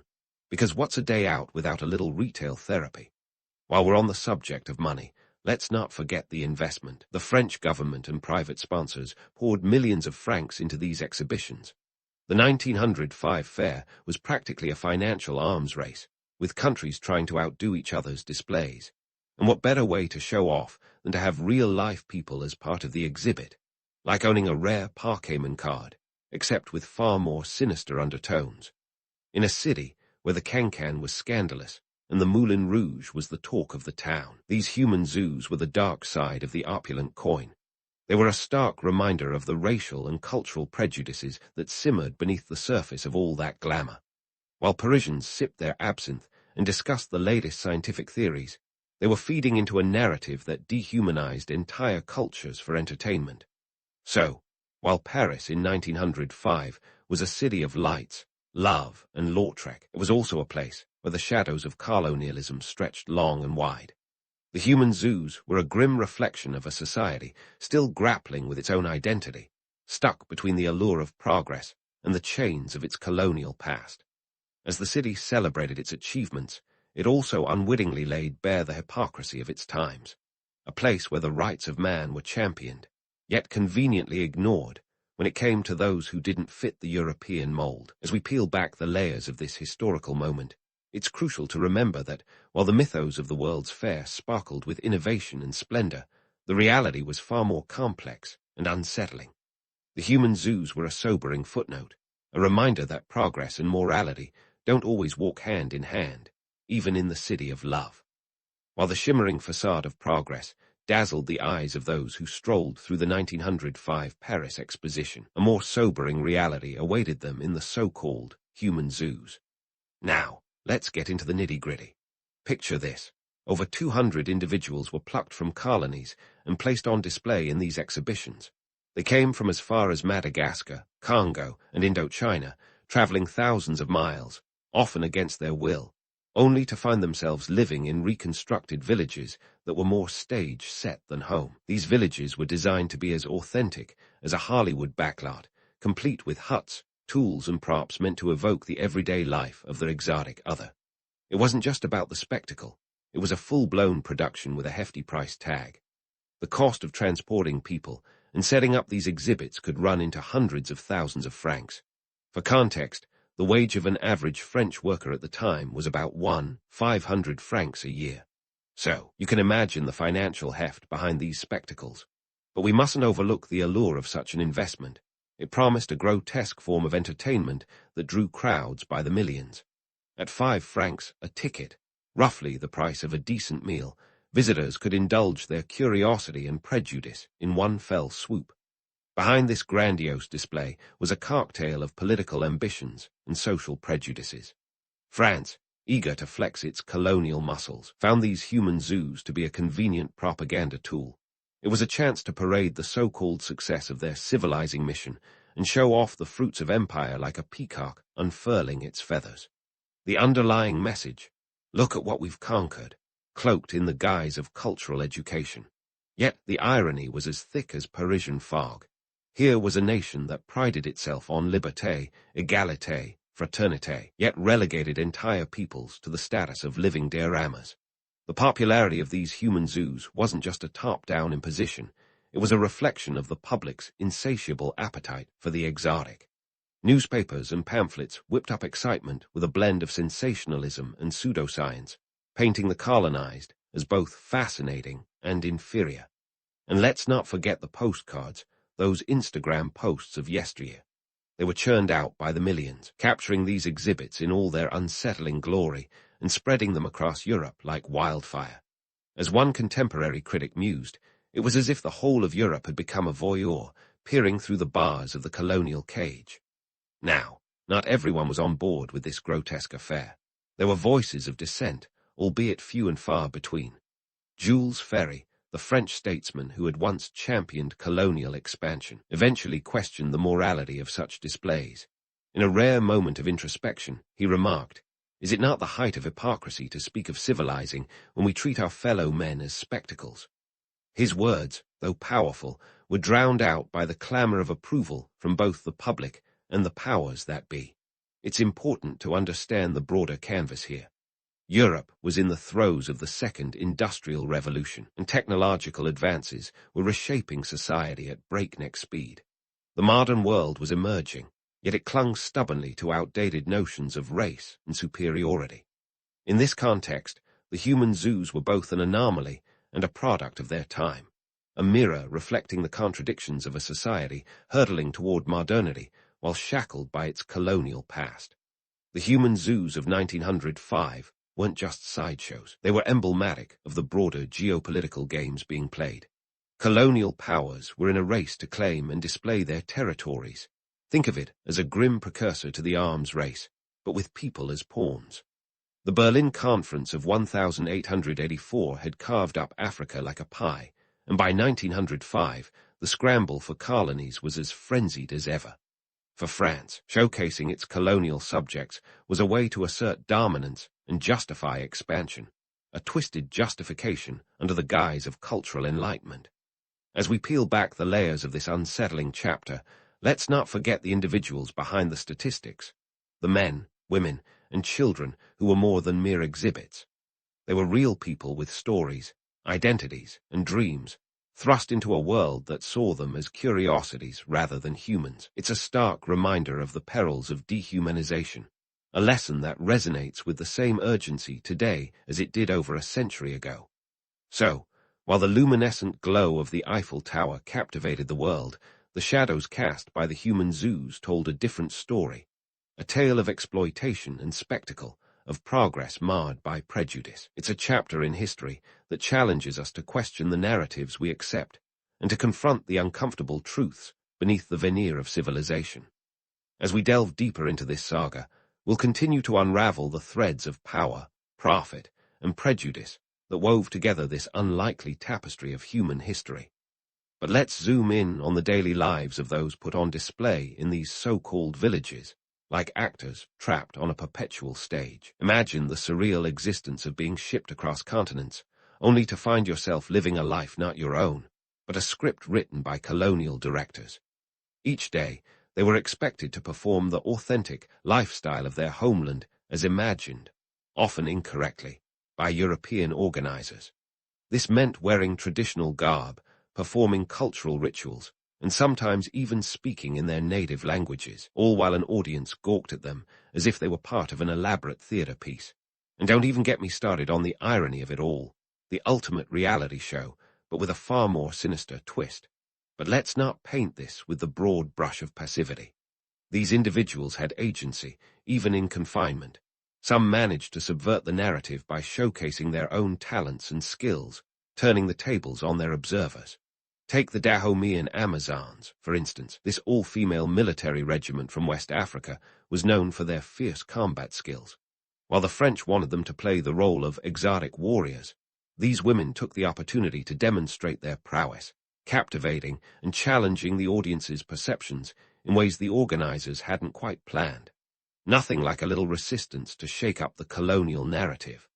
Still, the question remains, why did this bizarre spectacle captivate so many? It boils down to a mix of fascination and ignorance, with a dash of good old-fashioned superiority complex. Europeans were grappling with the rapid changes of the modern world, and these exhibitions offered a comforting illusion of control over the primitive cultures they encountered. It was a classic case of cognitive dissonance, celebrating progress while clinging to outdated stereotypes. The human zoos were the colonial equivalent of a blockbuster movie, offering an escape into a world where the lines between fact and fiction blurred conveniently. And let's be clear, these were not small-time operations. The 1889 World's Fair, for example, saw the construction of a Javanese kampong, complete with 65 people from Java, a part of the Dutch East Indies, who were flown in. Well, shipped in. Flight was a yet-to-be-invented luxury. These villagers recreated dances, crafts, and daily activities, all under the watchful eyes of fairgoers. The cost of such an operation was staggering, with hundreds of thousands of francs spent on transportation, construction, and logistics. But for the organizers, the payoff was worth it. Millions of visitors, endless streams of revenue, and a reinforced narrative of European dominance. Speaking of dominance, let's not ignore the political undertones. These human zoos weren't just about entertainment. They were thinly veiled propaganda tools. France, like its colonial counterparts, was eager to justify its imperial expansion as a benevolent mission, a magnanimous effort to civilize the world. The exhibitions offered a visual narrative. Look at these people, see how different they are from us, and understand why our rule is justified. It was a masterclass in manipulation, with a narrative that stretched from the Palais de l'Exposition to the pages of newspapers across the continent. Yet, despite this carefully curated image, the reality was far from harmonious. The individuals on display faced a harsh existence, often living in cramped and unsanitary conditions, with little regard for their well-being. They were subjected to the whims of the organizers, who dictated their daily routines and interactions. But here's where the story takes an unexpected turn. Some of these individuals managed to carve out a semblance of community, forming bonds that transcended the artificial boundaries imposed upon them. It was a small act of defiance, but one that speaks to the resilience of the human spirit, even in the face of such adversity. And while we're on the topic of adversity, let's not forget the cultural misunderstanding that ran rampant. The organizers often misrepresented the cultures on display, reducing them to a set of stereotypes that fit neatly into the colonial narrative. Take the example of the Eskimo village at the 1905 fair. The inhabitants were Inuit from Greenland, but the organizers lumped them together under the broad and inaccurate label of Eskimo, a term that fails to capture the diversity and complexity of these indigenous communities. It was a gross oversimplification, but one that served the colonial agenda all too well. As we dig deeper, it's crucial to acknowledge the individuals who tried to speak out against these injustices. Critics and reformers, albeit in small numbers, raised their voices in protest. They questioned the ethics and morality of such displays, challenging the very foundation of the colonial mindset. Figures like Paul Gauguin, the famed artist who spent years in Tahiti, criticized the European portrayal of the exotic in art and society. He saw firsthand the dissonance between the romanticized image of the colonies and the grim reality of life under imperial rule. And yet, despite these voices of dissent, the allure of the human zoos persisted.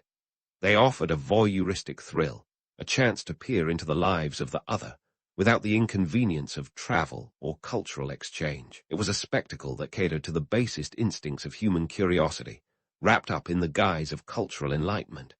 The reality, however, was far less noble, a transactional relationship where the subjects were both performers and prisoners. So, as we strip away the layers of myth surrounding the human zoos, what we're left with is a sobering reflection on the human condition. It's a tale of power and prejudice, of exploitation masquerading as education. And while we've come a long way since 1905, the echoes of these exhibitions linger in the shadows of history, a reminder of the complexities and contradictions that define our past. As we continue to unravel this narrative, we'll delve deeper into the implications of these human zoos, exploring how they shaped perceptions and policies long after the fairgrounds were dismantled. Because, in the end, history isn't just about what happened. It's about how we remember, reinterpret, and reckon with the past in our quest for a more equitable future. Stay tuned as we keep unraveling this intricate tapestry of history, one thread at a time. As we journey deeper into this historical rabbit hole, the story doesn't just stop at the gates of the World's Fair. The aftermath of the human zoos left quite the mark on French society, sparking debates that, in some circles, sizzled harder than a crepe on a Parisian street vendor's griddle. The 1905 Paris Exposition wasn't just a spectacle, it was a mirror, reflecting the contradictions and ethical quagmires of the time. Let's talk numbers, because if there's one thing that screams legitimacy, it's cold, hard data. The 1900 Paris Exposition Universelle, a precursor to the 1905 event, attracted over 50 million visitors. Fast forward to 1905, and the human zoos were again a massive draw. We're talking tens of thousands of daily visitors, all queuing up to see the spectacle. Newspapers of the time, like Le Petit Journal, were having a field day, pumping out articles faster than you can say déjà vu. They were both a catalyst and a mirror for public opinion, shaping and reflecting the societal zeitgeist. But oh, the drama that unfolded. Public reaction was a mixed bag, a veritable bouillabaisse of emotions and opinions. While many were enthralled, some started to squint at the moral implications, like a Parisians trying to decipher a foreign menu. Intellectuals, artists, and even some politicians began questioning the ethics of these displays. It was as if the collective conscience of France was finally catching up with its lofty ideals of liberté, égalité, fraternité. But let's be real here. Such lofty ideals often got lost amidst the fanfare and confetti of imperial propaganda. On the political chessboard, the human zoos were a pawn in a much larger game. Colonial policy wasn't just about economics and land. It was about national identity and international standing. France was flexing its imperial muscles, but not everyone was impressed by its burly biceps. The socio-political debates these exhibitions sparked were the intellectual equivalent of a street brawl, with liberals and conservatives trading blows over the morality and necessity of empire. Some argued these exhibitions were educational, a chance to learn about other cultures without ever leaving the comfort of European soil. Others, however, saw through the smoke and mirrors. They contended that these displays perpetuated stereotypes and justified colonial expansion under the guise of a civilizing mission. I mean, who wouldn't be skeptical of an educational program that looked more like a circus act? Now, let's not forget the broader implications. The human zoos weren't just a national scandal. They were a colonial commentary. They highlighted the absurdity of a world where progress was measured in technological advances, yet human rights were stuck in the Stone Age. The exhibitions underscored the cognitive dissonance of a society that celebrated modernity while clinging to archaic notions of racial hierarchy. But here's where the narrative takes a sharp turn. Ethical blind spots of the era were as glaring as the midday sun. While some French citizens earnestly believed they were part of a noble mission to uplift lesser cultures, others couldn't ignore the exploitation underpinning these displays.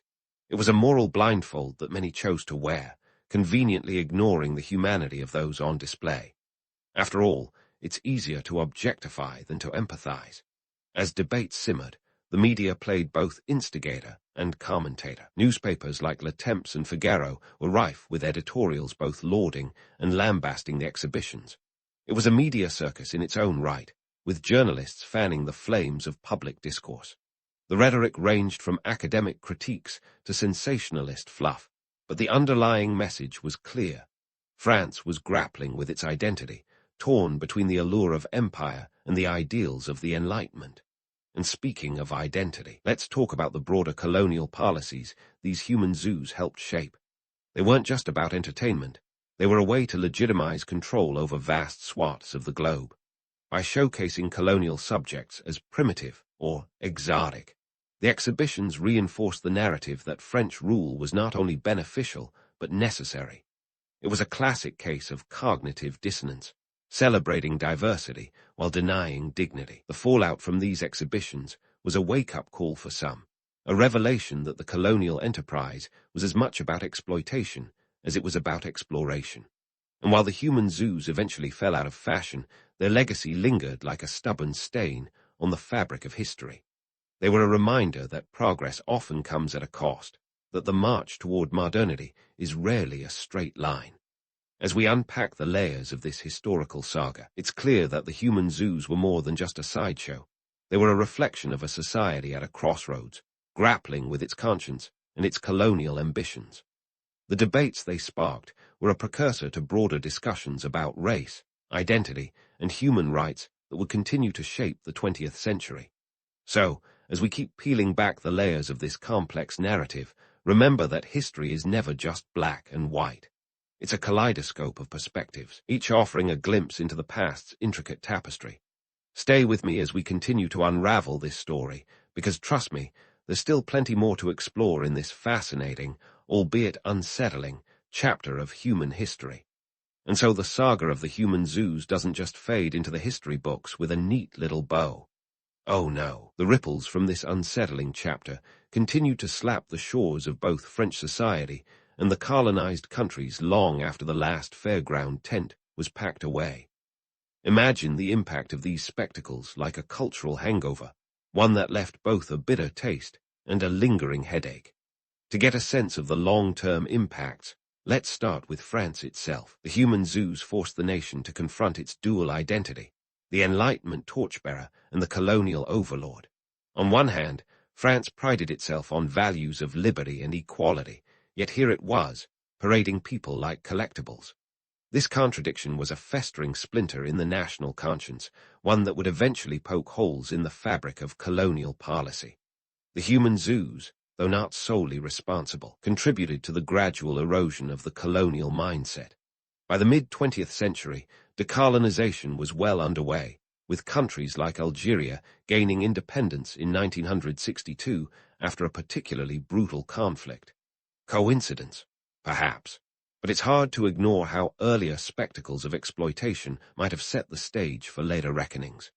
On the ground level, these exhibitions had planted seeds of doubt and dissent among the French public. Intellectual circles buzzed with debates, and those seeds grew into full-blown critiques of empire. Figures like André Gide and Jean-Paul Sartre would later champion anti-colonial sentiments, questioning the very foundations of French imperialism. And let's not forget the economic angle.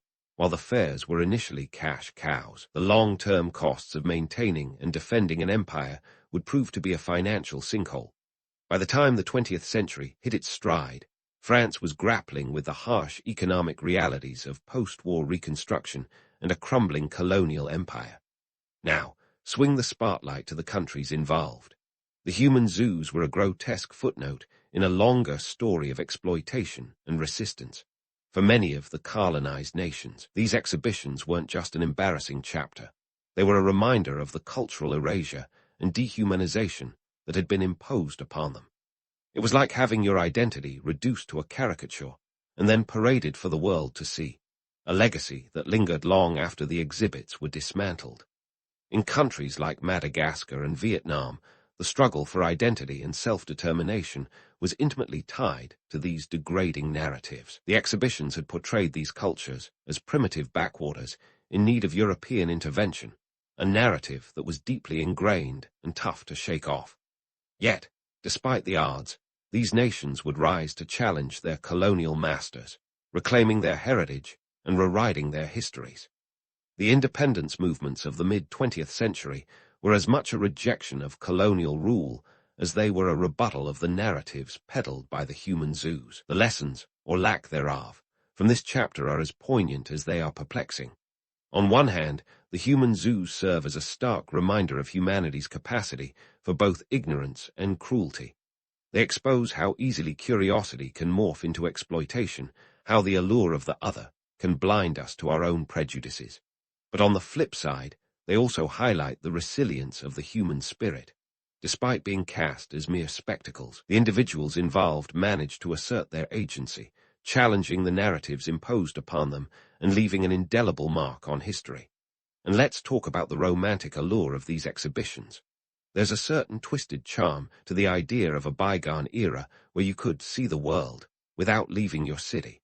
It's a narrative that appeals to our sense of adventure, our desire to explore the unknown. But peel back the glossy veneer, and the harsh reality is plain to see. These were not celebrations of diversity, but spectacles of subjugation. So, what do we take away from this? For one, the human zoos are a cautionary tale about the dangers of dehumanization, a reminder that progress and morality don't always march in step. They challenge us to question the narratives we accept, to scrutinize the stories we tell ourselves about history and identity. As we look back on this peculiar chapter, it's crucial to remember that our past is not just a series of events, but a tapestry of human experiences, each thread as important as the next. In the grand scheme of things, the human zoos serve as a microcosm of the colonial enterprise, a reflection of the power dynamics, prejudices, and paradoxes that shaped the modern world. They remind us that history is not just a record of what happened, but a mirror reflecting our own choices and challenges. So, as we close the book on this chapter, let's carry these lessons forward, ensuring that the echoes of the past don't drown out the voices of the future. After all, history is not just about remembering. It's about learning, growing, and striving for a more just and equitable world.